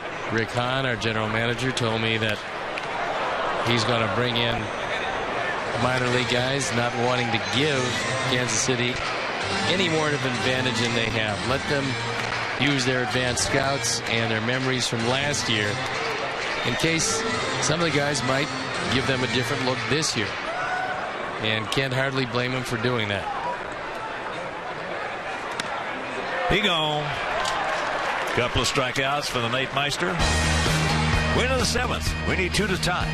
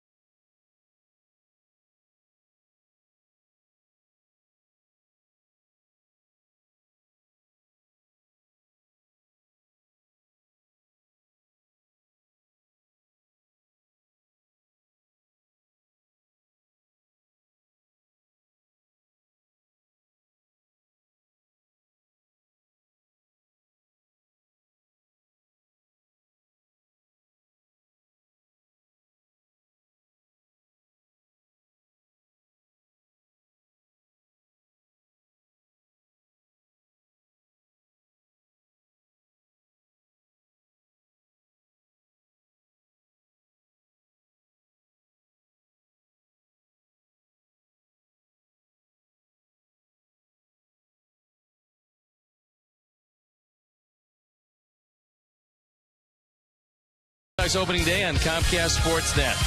Go live to the South Side as Chuck and Bill bring you all the pregame festivities. Then watch the main event as Chris Sale leads the White Sox into battle with the Royals. April 1st at 2 on Comcast Sportsnet. And there's a look at the venerable Tommy Lasorda. Longtime manager, longtime goodwill ambassador, and one of the most familiar of all the Dodger faces to grace spring training and is at just about every game during the season. He's one of baseball's greatest ambassadors and has been for a long time. Very funny man, by the way, and a good speaker. He is AG 1 and 2 and 3. America's guest. There's no doubt about that. I asked him. He's a legend. I asked him years ago. You're approaching him. Well, I asked him years ago to go to one of the restaurants I'm involved with in Chicago, and he said, "Well, you know, I always travel with my staff." And I said, "Well, how many people would be on that staff?" And he goes, "Well, about 20." And I said, "Tommy, you're on your own. Have a good dinner. It's a great city. You'll love Chicago." You're right about that. Well, Tommy, as I said, is a legend. He went years for years without ever opening up a meal money. I was going to say, envelope. I was gonna say without ever opening up his wallet. Geppinger into center field. He is now 0 for 2 with a walk and a brilliant play at third off the bat of Matt Kemp.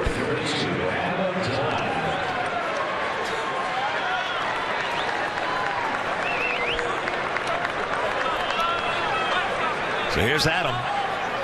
He has struck out and he has lined very hard to first base.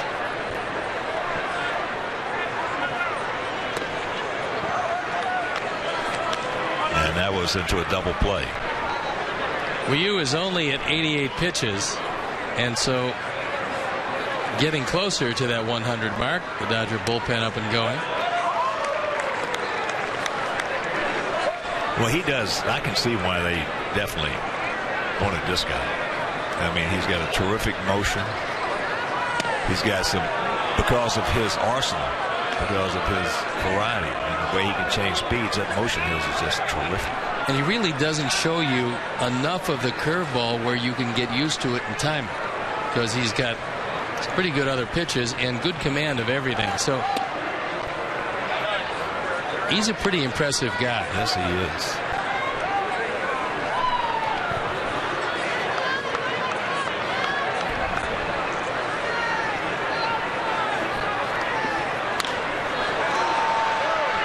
Adam made a good pass at it. Just a shade tardy, fouls it away. Well, if you can project, and assuming that Zach Greinke is healthy, Kershaw and Greinke are 1 and 2. You figure Josh Beckett is going to be around somewhere in that rotation. Aaron Harang is going to battle. Ted Lilly is going to battle. But Ryu looks like he's secured a spot.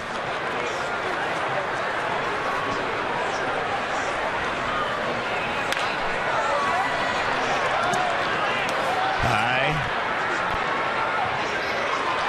Weak. So 2 down. Do you realize this is the largest crowd in Cactus League history tonight? 13,000. 721. How about that? Well, you said the other day that with this weather like this, they're going to be really coming out. They've started to come out, putting away all of those thoughts of maybe the fans weren't interested all that much in the Cactus League. It was just a question of the weather getting to the point where the weather usually is in March. Here's Tyler. He's 1 for 2. A ringing double over the head of Matt Kemp. One hop to center field fence. He scored and also struck out. Takes that 4-ball strike. We're talking about Kershaw here. Opponent's batting average against pitchers in the National League from 2007 to 2012. Yes. Kershaw is number 1 by far. Opponent's hitting just 215 off him. His stuff is overwhelming. 10 Lincecum is second at 228. Matt Cain is third at 230. Ubaldo Jimenez 231. Ted Lilly 233. Cole Hamels 237. With 215, that'll work.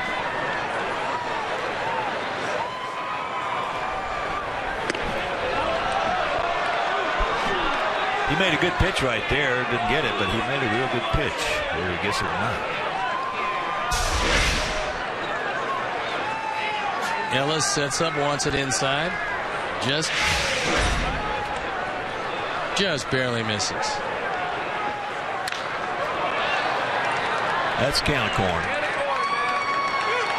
And another easy 1-2-3 inning. 7th inning stretch. They lead us 4-2. We're here.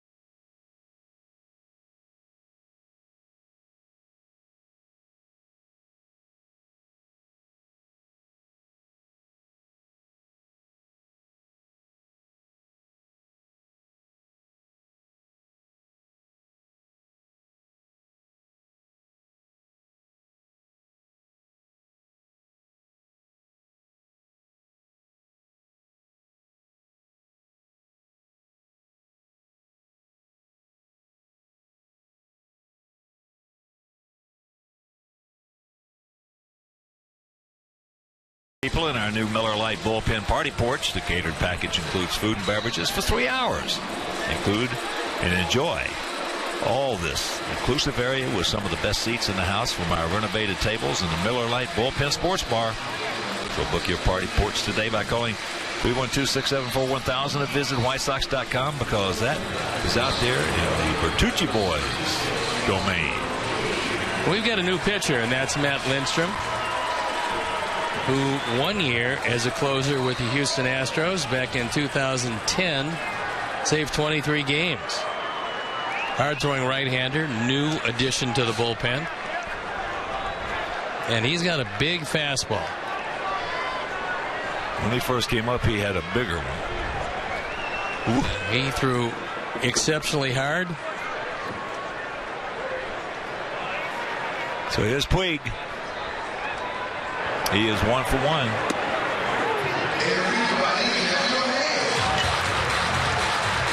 Lindstrom originally signed by the New York Mets.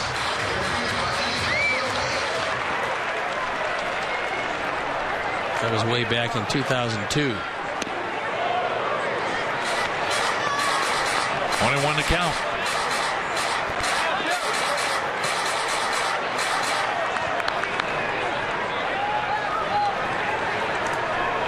He had a vicious double to lead off that 3-run fifth with 2 outs. And there's another base hit. He came in hitting at .520, leading the Cactus League in hitting.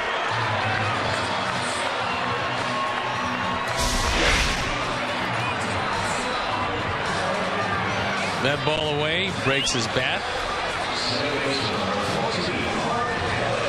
And this would have been a single for most guys. But take a look at him just outrunning the baseball. If you're just turning in, he's 6'3", 245 pounds.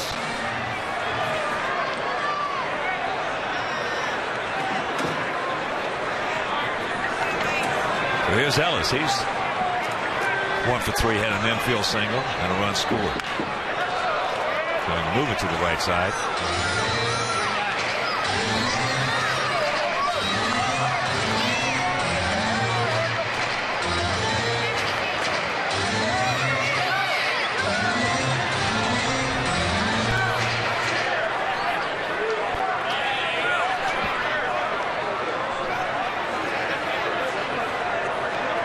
Puig hitting it .538 as that ball gets away. And here he goes on his way to third, and he will get there.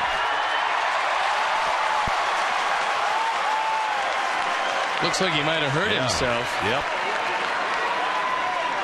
Sliding in on a play that wasn't going to be made.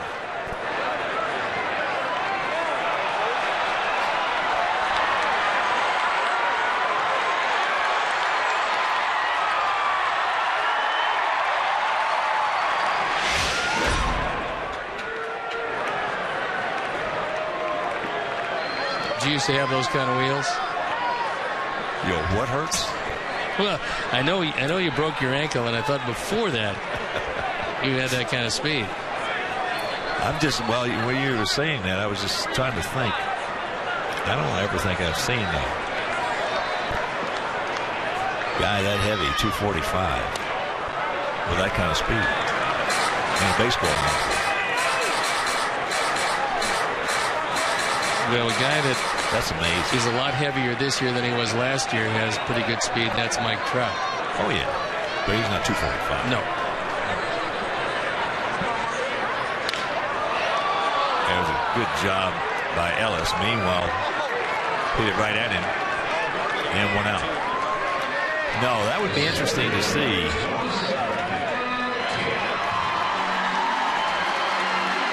If you take Harper, Trout, Puig and put them together. Yeah.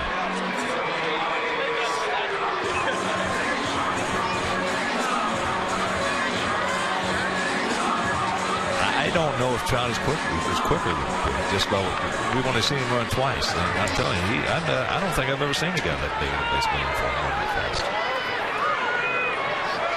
Bo, as I said, was 220. I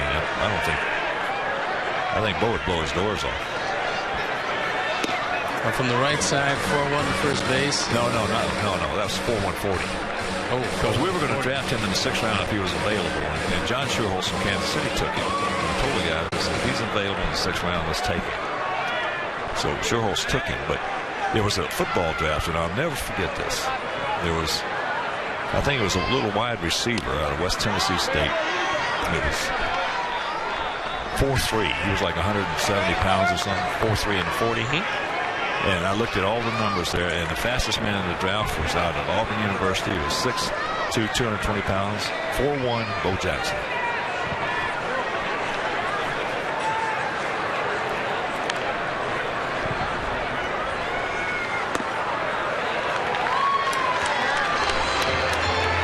So Kemp had that big 2-out, 2-run double in the 5th. Infield is in, outfield for the most part straight up.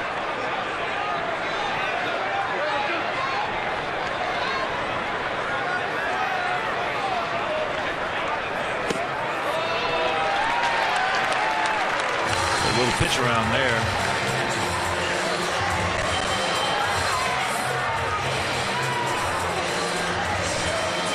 To get to Gonzalez.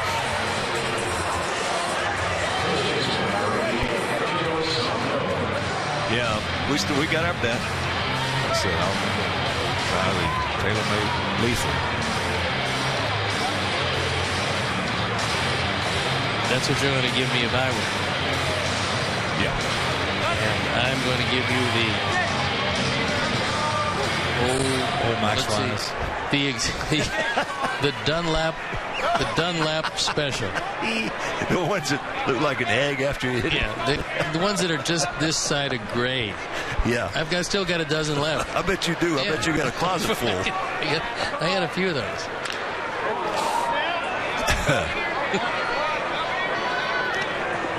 Adrian, no. He's out of there. This is number 88. Old number 88.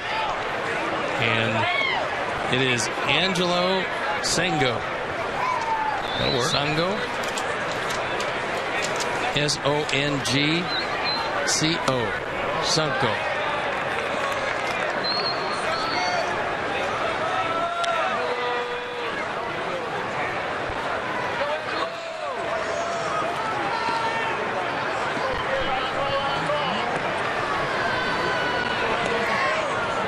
Runners at the corners. One down. There you go.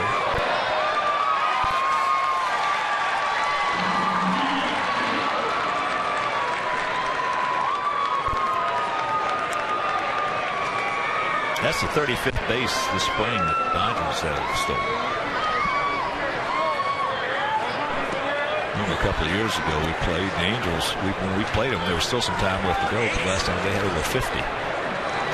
Well, there was the thought that they would keep Cruz at third base and play D. Gordon at shortstop, where he played last year. If that was the case, I mean, D. Gordon's a guy that can steal as many bases as you want.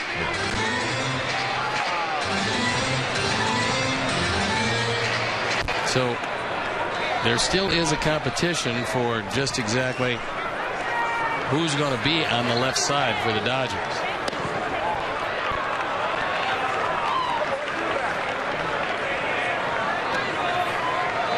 We talked about earlier, Crawford.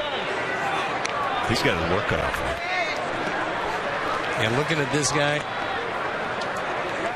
I've seen him before, and each and every time I've seen him, he looks more impressive. It's top foul. So full count. And we're talking about a 21-year-old, Yasiel Puig.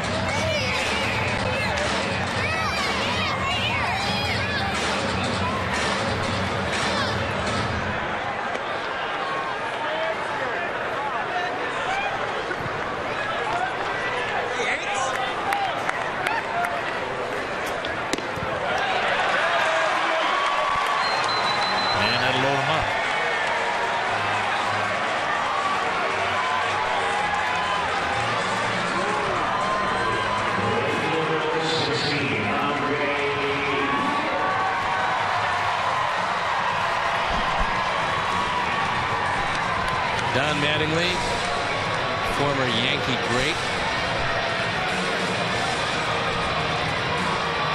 turning into a pretty good manager. Took over for Joe Torre. Certainly has the respect of his team. They also like him. Yeah, they also like him, which is not necessary, but it helps. Well, you've heard me say many times, Mark Burley and Catfish Hunter. Yes. Were like bookends. Yep. I mean, that's how close they were. I'll tell you, Mattingly and Ventura are like bookends. Same kind of guys? Same kind of guys. Ethier, deep. Mize can't get it. And that's going to clear the bases. Yeah. It is 7-2. So Puig started off that 3-run fifth with 2 out, nobody on with that ringing double. And with 1 out here, actually he started off this inning with that single. So he's been to the bat twice and started off 6 runs. And Ethier unloads the bags. And Puig is saying down. Good slide, avoids the tag. And for some of you young players, when you score a run, you're going to act as the third coach in the infield. Just get in line of sight with the base runner, and you're going to determine which way he's going to slide, or if he's going to slide, if there's going to be a play.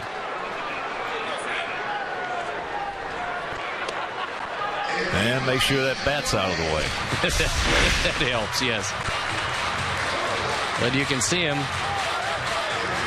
He got in the line of sight of Sonko.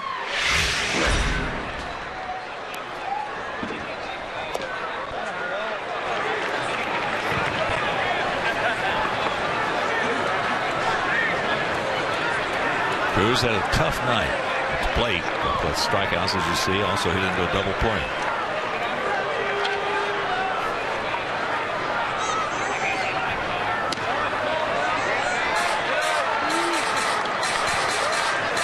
And 3-0 the count.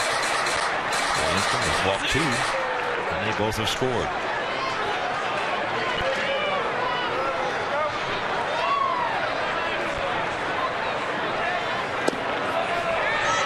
And walk 3.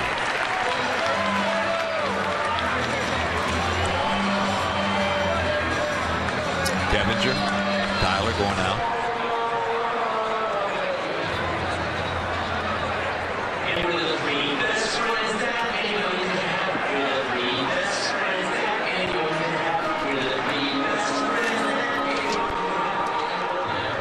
And bring your family to the ballpark for all new Family Sundays presented by the University of Chicago Medicine Comer Children's Hospital. Tickets start as low as $5. Parking is just $10. Kids' activities include pregame player autographs and running the bases postgame.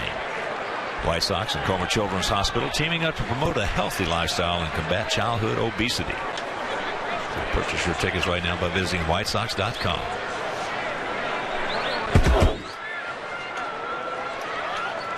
Here's Amazaga.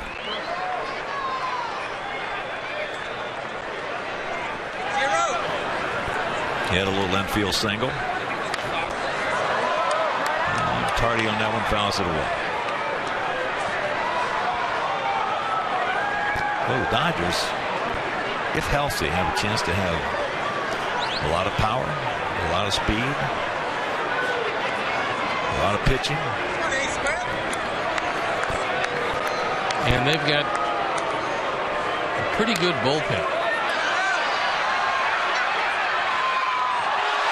And that ball is thrown away. That one thrown right into the path of the base runner. Yeah. And that makes it very difficult for a first baseman. Easy to get a broken arm reaching into the runner to get the throw. This ball tapped in front of the plate. Tyler wanted that ball on the second base side of Adam Dunn and threw it on the dugout side. You don't need Adam hurt. better to let that one get away in a game that doesn't mean a great deal. And Tyler, who's very accurate, has made 2 throwing errors tonight, so get them all out before April 1st.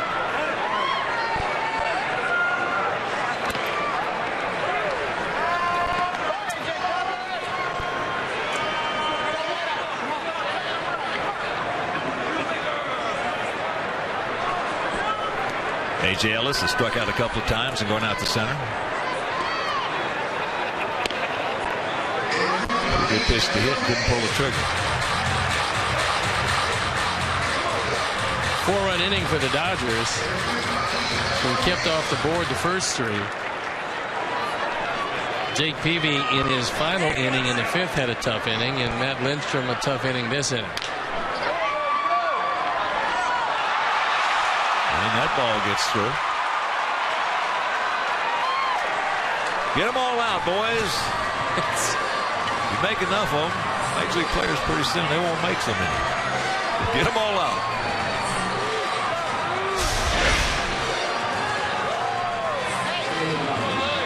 Well, you figure this one is going to be fielded, and you felt wrong. It goes E6, the 4th error of the night for our Sox in what is turning into a very sloppy baseball game. 3 balks in the inning, and they have all crossed the plate.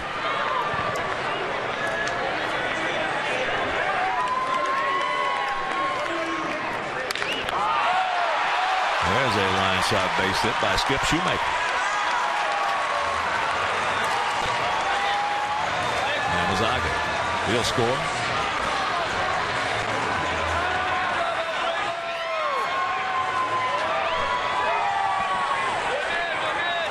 And here comes Robin.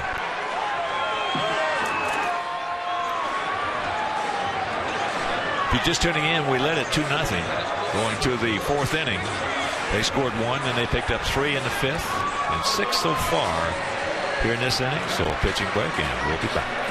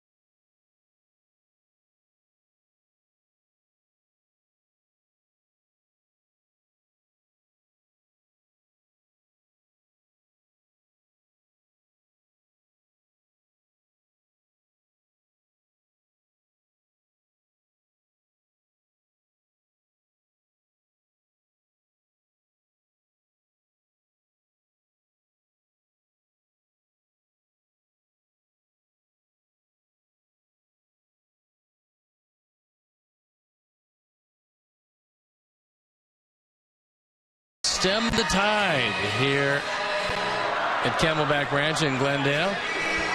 Good spring so far, has yet to allow an earned run.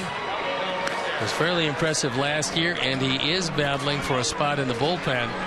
It could very well be the health of Jesse Crain will determine what happens with Brian Omogrosso. Well, he finished up real strong last season. His last few outings, he was double tough. Came in, first couple outings were okay, and then he hit that rust spell there where he just, had trouble. But finished up strong, so. Broncoso, Omogrosso are fighting for that spot, if in fact Jesse Crain is. Broncoso had a rough outing. Yeah, he had a tough night last night. So Brian probably has the inside track. just because of his experience in the pen last year with us. Troncoso spent the early part of his career with the Dodgers. And here's a man who started this inning off. You see 538, 3 homers, 11 RBIs.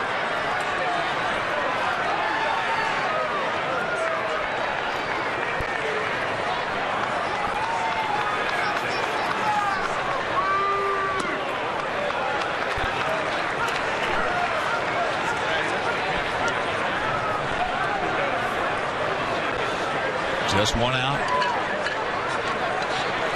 6 runs in here in the bottom of the 7th.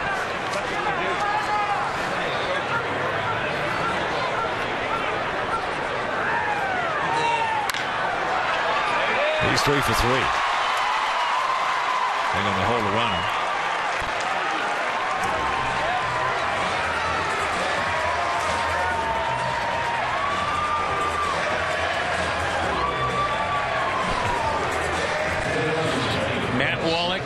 Pinch runner.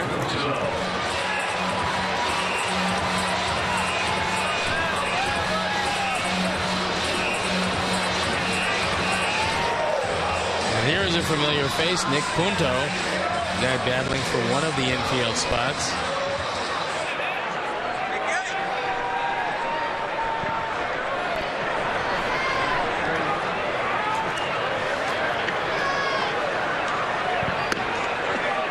Takes first pitch strike.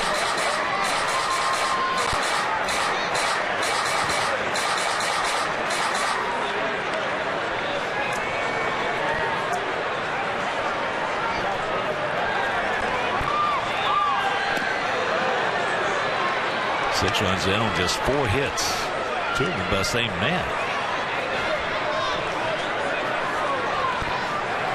That's what I told you. If Crawford doesn't play, the bet is made. You can sit there and legislate all you want. Puig does play. The bet is made. Taylor made lethals against his Dunlop. My specials? The gray. The gray ones. They look very good if you wear blue.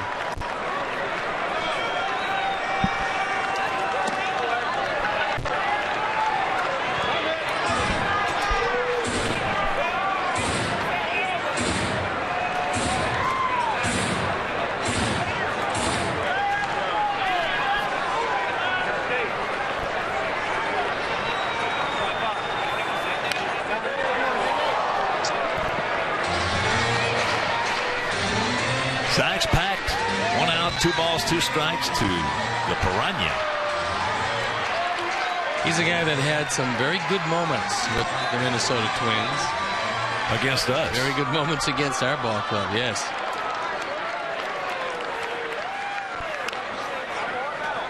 Out in front a little bit. Got a piece of it. Yeah, he did a terrific job against our club.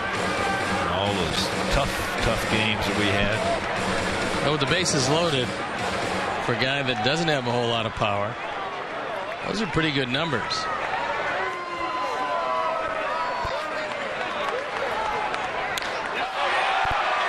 That's the line drive in the center field. So they're going to hold the runner.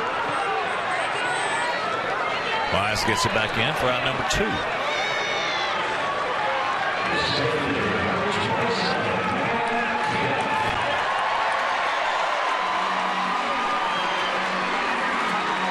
So here's Kemp.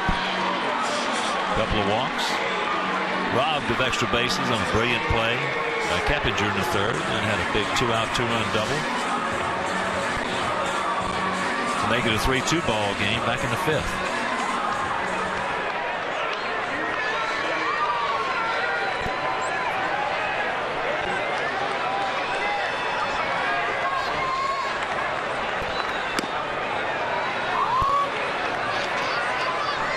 Takes first pitch strike.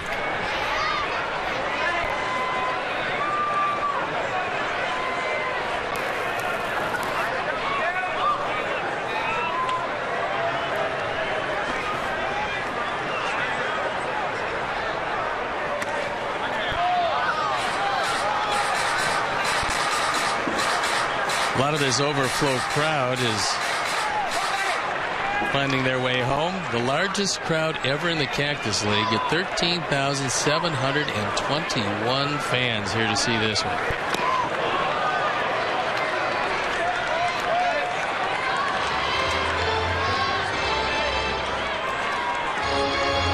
Kemp, as we mentioned, only played in 106 games last year. The year before, 2011, to 324, 39 homers, drove in 126, and stole 40 bases.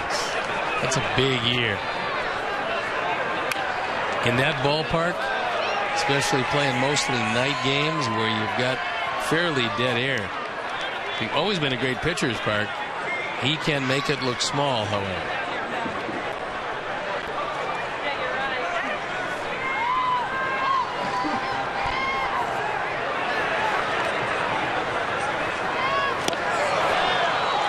He gone. Good hook. Good job by Brian. Some damage is done. We'll go to the 8th, trailing big.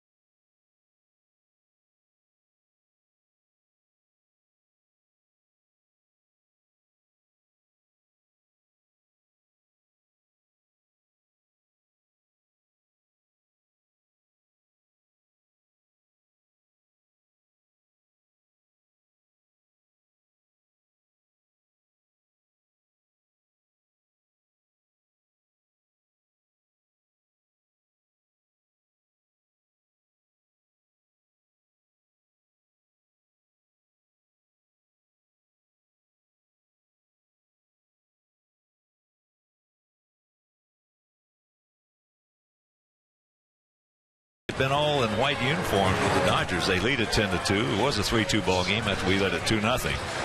But I'll tell you, this Ryu looked good, and this Puig guy, unbelievable. But Jake threw 106 pitches and got all of his work in. I thought Jake early looked terrific, and then he just ran out of gas, just like Quintana last night. And what happened in the 6th inning for Quintana, for Jake, it happened in the 5th tonight. But these guys are out there to get their work in. They're out there to use all of their pitches. They accomplished that. And the Dodgers have shown us some pretty good young players. So this is going to be a very good ball club this year in a very competitive division in the National League West. And J.P. Howell, who we remember from Tampa Bay, comes into the ball game. So here is Brandon Short, who is 0 for 2 tonight.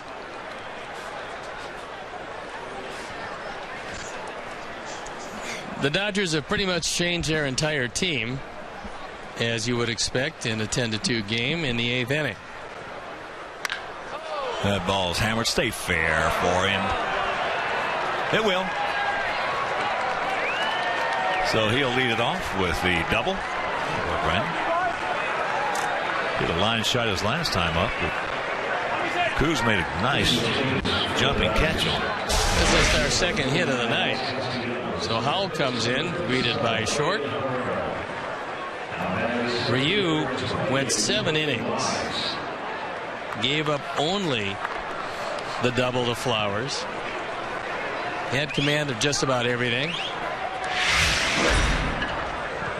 And overall looked very impressive. So here's Wise, takes the first pitch strike. Well, when you're throwing strikes, you get a decent fastball, you change the speeds on your curve,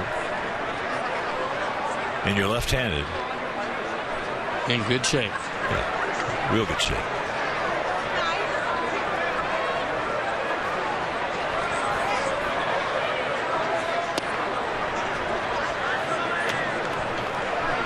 Wise tonight. Sacrifice fly.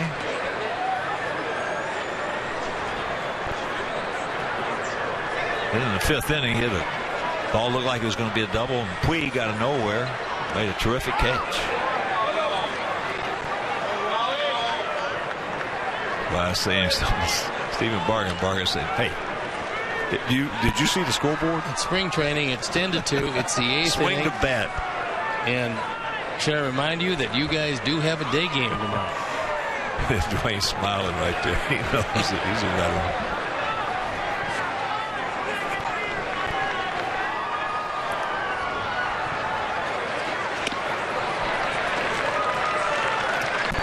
So that is out number 1. Second baseman, 74, Steve Thompson.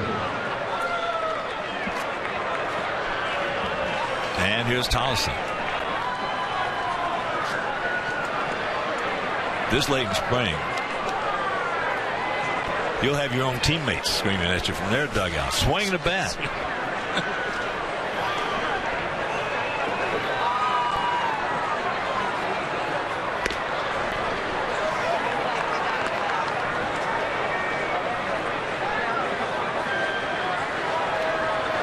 Yeah, a lot of these guys. And traffic here is tough. We've never seen this many people in this ballpark. Fortunately, a lot have left. But getting out of here can take a little bit of time. And as Steve mentioned, we have a day game, which we will be coming your way tomorrow, 3:05 Central Time. Our Sox against Kansas City. Then we'll have Monday off from television. Then we'll come right back Tuesday and Wednesday, the final 2 games here in Arizona, right back here on Comcast Sportsnet for you.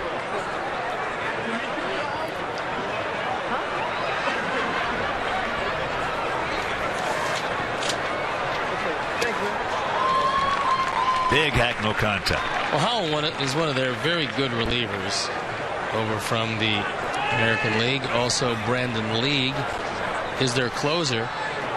The man who was their closer, Kenley Jansen, guy who had some heart problems last year. But Hawk, when you have 145 2/3 lifetime innings in the major leagues and you fan 236 men, you got very good stuff. And Jansen can really get it up there. Yeah, those numbers are. A lot of times, numbers in baseball can be very misleading. Those are not. No. He was a guy that they entrusted with the closer role and then had some heart irregularities that really set him back. So they signed Brandon League to a fairly long-term deal for a closer, and he's taken over in that role, and Jansen has taken over as a premier setup man. Good eye. Tomorrow, if you're just tuning in, it'll be Jeremy Guthrie against Eric Johnson. There's a close pitch and went Tolleson's way. Then on the Monday game, we will not be televising.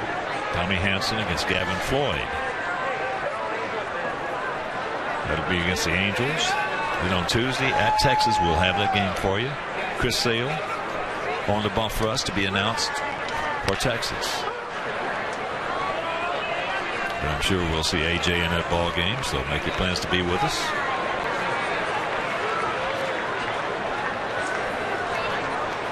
And then Wednesday, the finale as far as the broadcast part of spring training. In Arizona. Yes.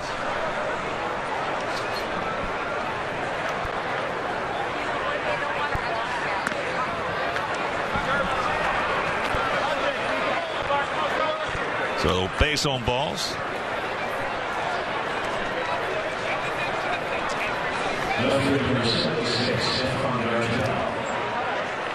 And here's Stefan Gartrell.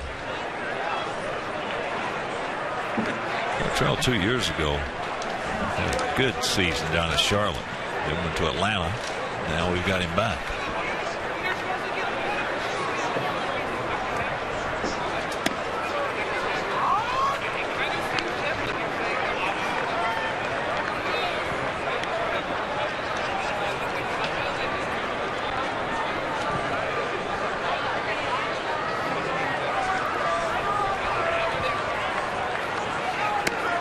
And that's outside. But as Charlotte, actually it's in 2010, hit 27 homers, drove in 80. Was voted the MVP on that ball club.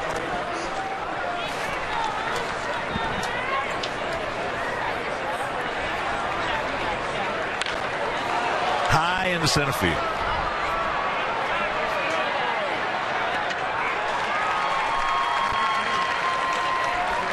Here's the throw. Both runners advance. And Tracy coming out to pinch hit.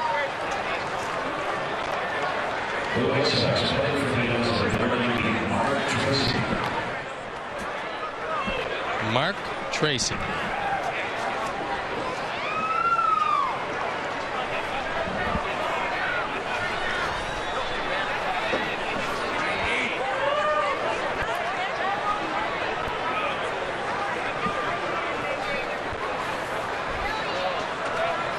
So 2 on, 2 out.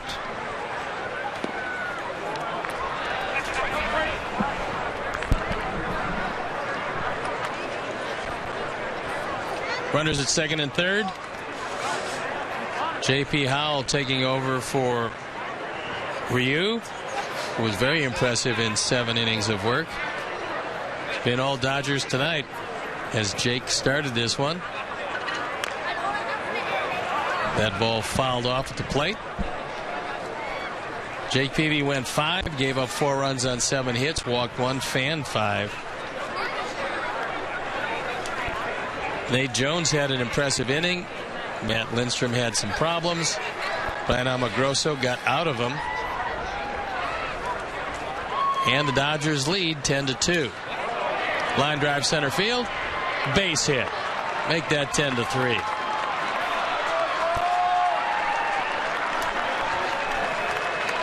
Some problems with that one. And Mark Tracy with a big smile on his face and a run batted in.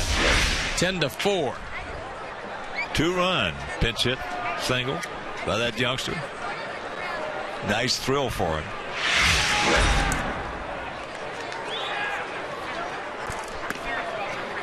So here is Sanchez.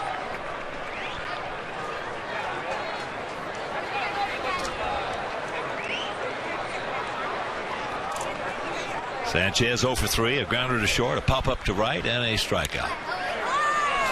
And now make that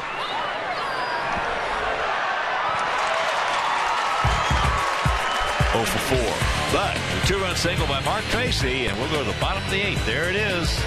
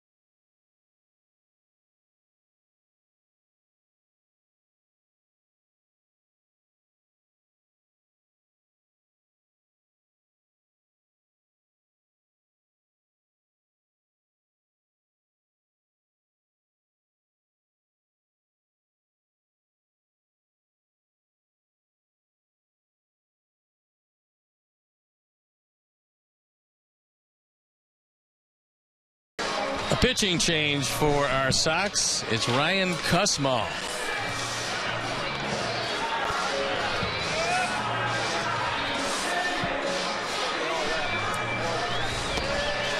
And you can follow the Sox with MLB.com at bat for your iPhone, iPad, and Android. Get spring training scores, stats, highlights, live audio, and more. Text at bat to 31826 or visit WhiteSox.com for details. So, Gus Maul was Charlotte last year. If you're just tuning in, Jake Peavy started, went 5 innings, 106 pitches. It's funny because he said he wanted to throw 105. Well, he got more than his allotted number. Next time out, they will back him off, get him ready for the season.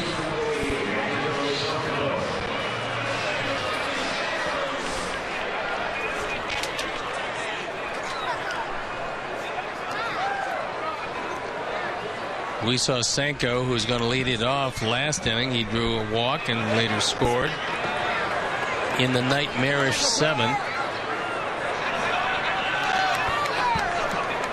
Yeah, if you're just joining us, they scored 6 times in the 7th. So there's first pitch strike.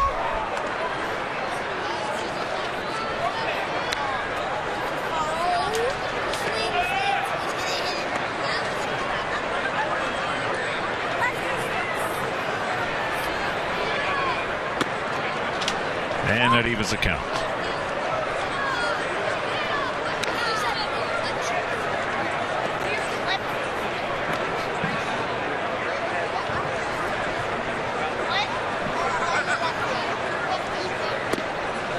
Two and one.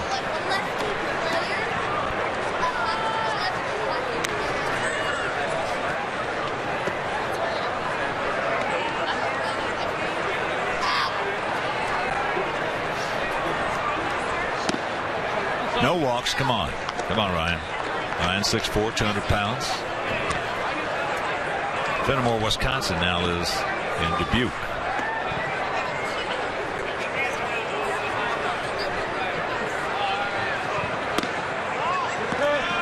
That's not good. Second time Senko's been up, second time he's walked.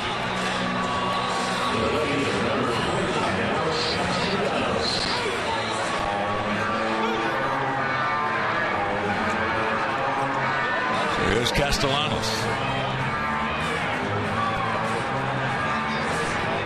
Making his first plate appearance. Ethier was 2 for 4, hit the ball very hard 3 times, also knocked in 3 and scored once.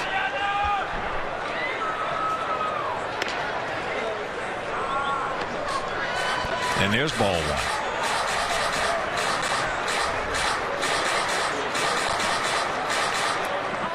10 runs on 12 hits for their guys, 4 runs on just 3 hits, and 4 big errors for our guys.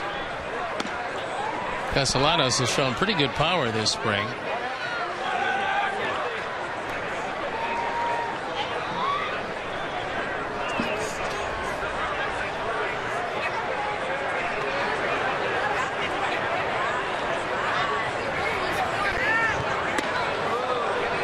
Yeah, it's going to be a short night for a lot of our guys. Quick turnaround, day game tomorrow on Sunday.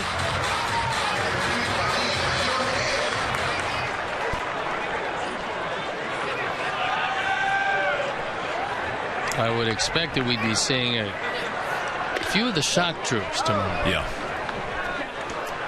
Yeah, I'm sure Robin's going to change his mind on a couple of guys. Yeah.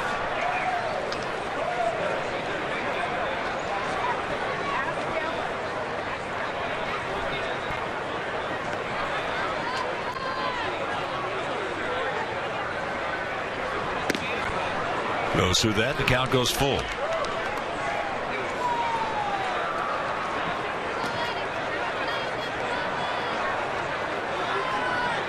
You think Alex has ever hit a ground ball at anybody into a double play? There are a whole bunch of guys in gray and white uniforms hoping he will. There you go. 1 out.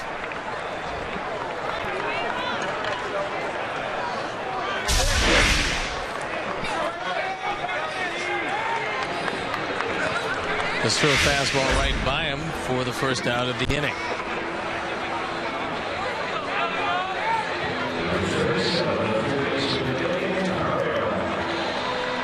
It's Herrera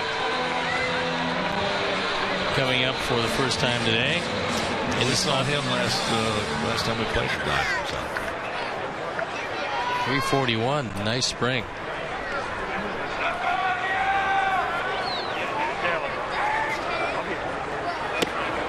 There's the first pitch strike, outfield, straight up, short, spread out.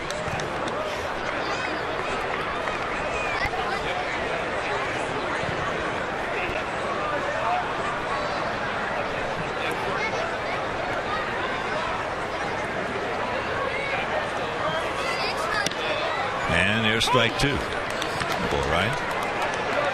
Hoping those strikes.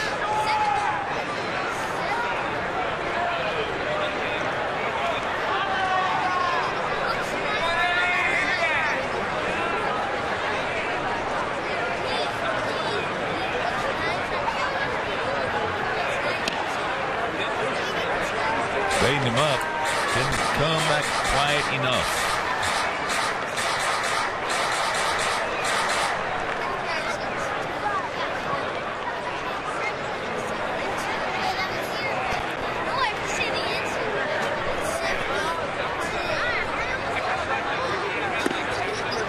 And that one misses.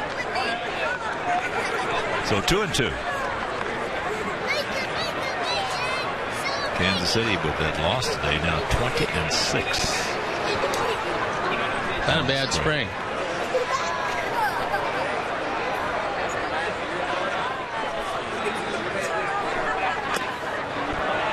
Two down.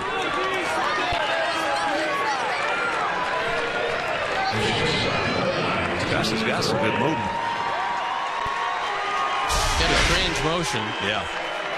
And kind of a low delivery, not quite sidearm, but almost. The ball moves away from the left-handers pretty well.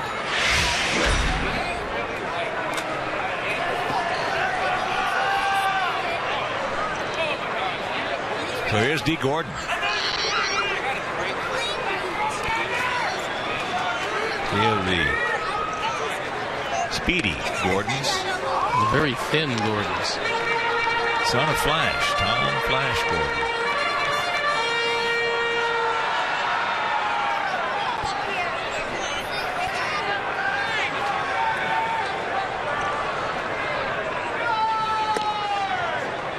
And that's outside.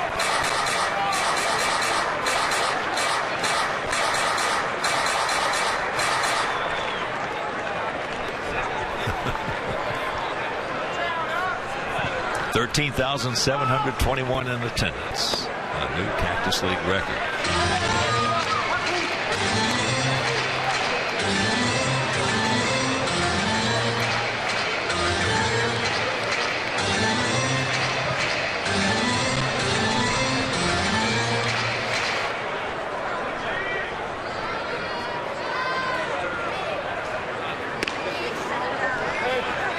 And the count 3-1.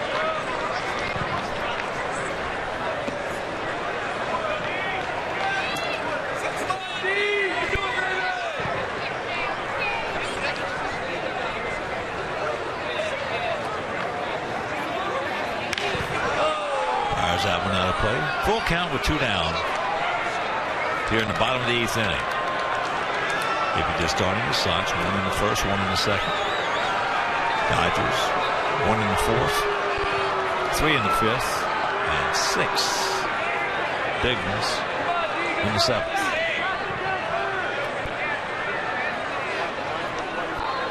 Bale. Close, didn't get it. So 2 walks this inning.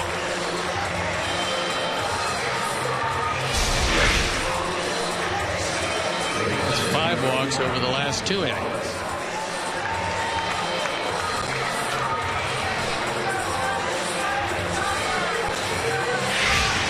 Four hits we have tonight. 3 hits, I should say. Line shot double over the head of Matt Kemp by Flowers, leading off the second inning. One off the center field wall. And a double by short. Piazza.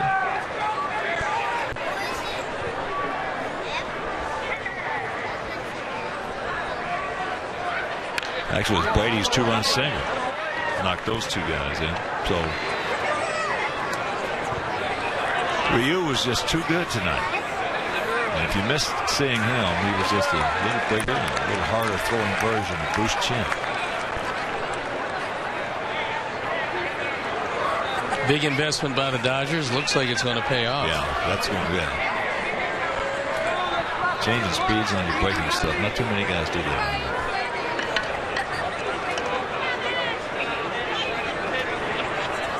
The Dodgers are going to have the highest payroll in baseball history at $230 million. And obligations guaranteed for $600 million. So this is a ball club built to win now. But they still have some very good young players. And a good system that I'm sure Ned Colletti, through all of the open checkbook type free agent acquisition, is not going to allow that farm system to stay as dormant as it was for quite some time. It's starting to get fairly productive again.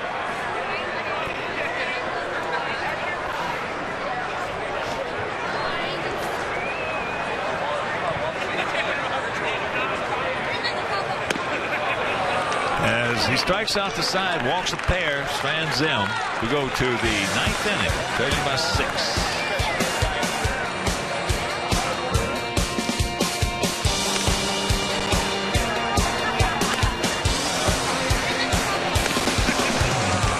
We admit it.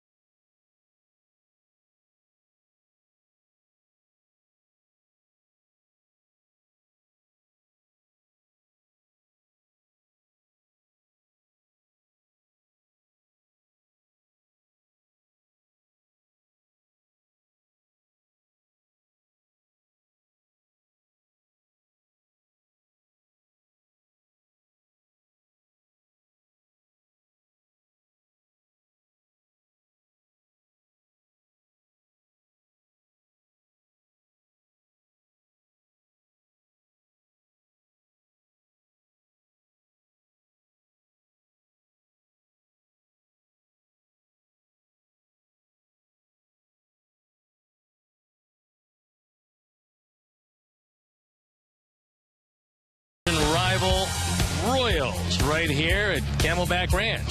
7 days of spring training continue with White Sox Royals tomorrow at 3 on Comcast Sportsnet. And Brandon Lee comes into the game. He is the closer for these Dodgers. Keppinger, 1 pitch, 1 out. You might remember Lee from both Seattle and Toronto. Hard throwing right-hander. Has been used as a setup man and a closer during the course of his career. Hasn't been the most impressive spring for him.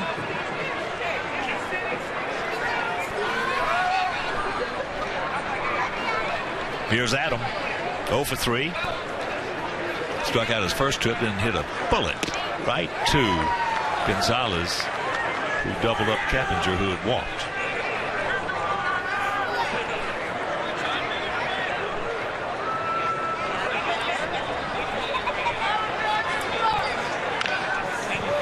Chops that one over into our dugout. 0-2 the count. Tyler Flowers on deck. Right here. Here I am. Right here. Look, here I am.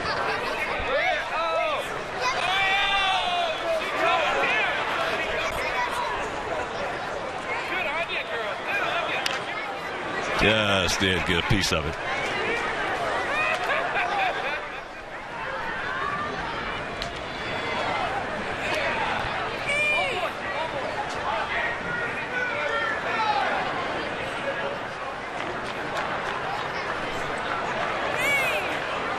And that tails outside.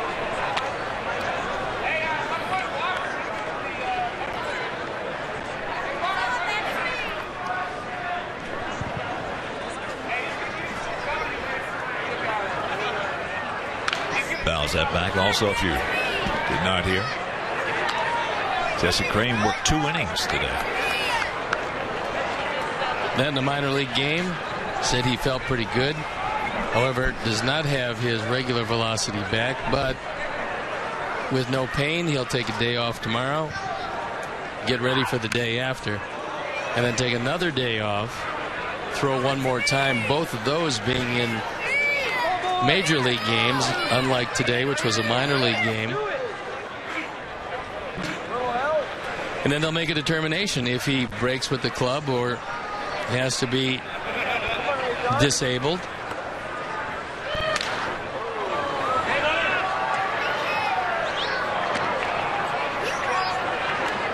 Well, we have a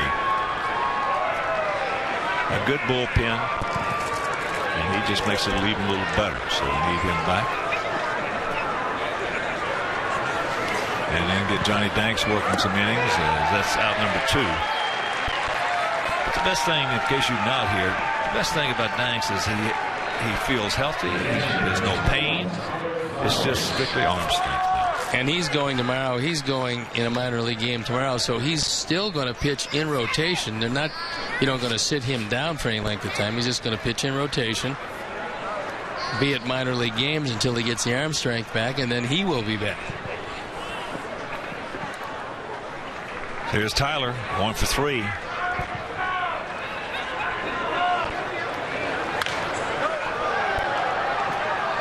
Fouls that one.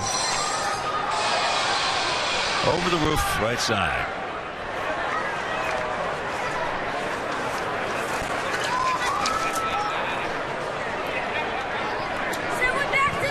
Tyler came in hitting at .333 and 1 for 3 tonight, as I mentioned. So he'll remain there until this at bat is over.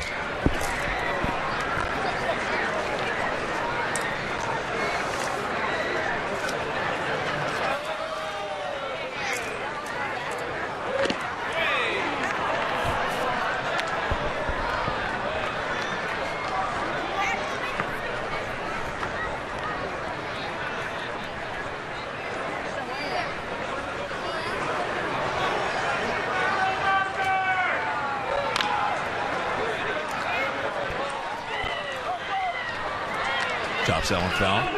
So 2 out, 2 balls, 2 strikes here in the top of the 9th inning, as we are the visitors in this ball game, as both teams use this facility. As is the way with a lot of stadiums here in the Phoenix area. And this ball game is over. So the Dodgers win at 10-4. Our Sox go now 11-11 with 4 ties on the spring. And the Dodgers move to 11-15.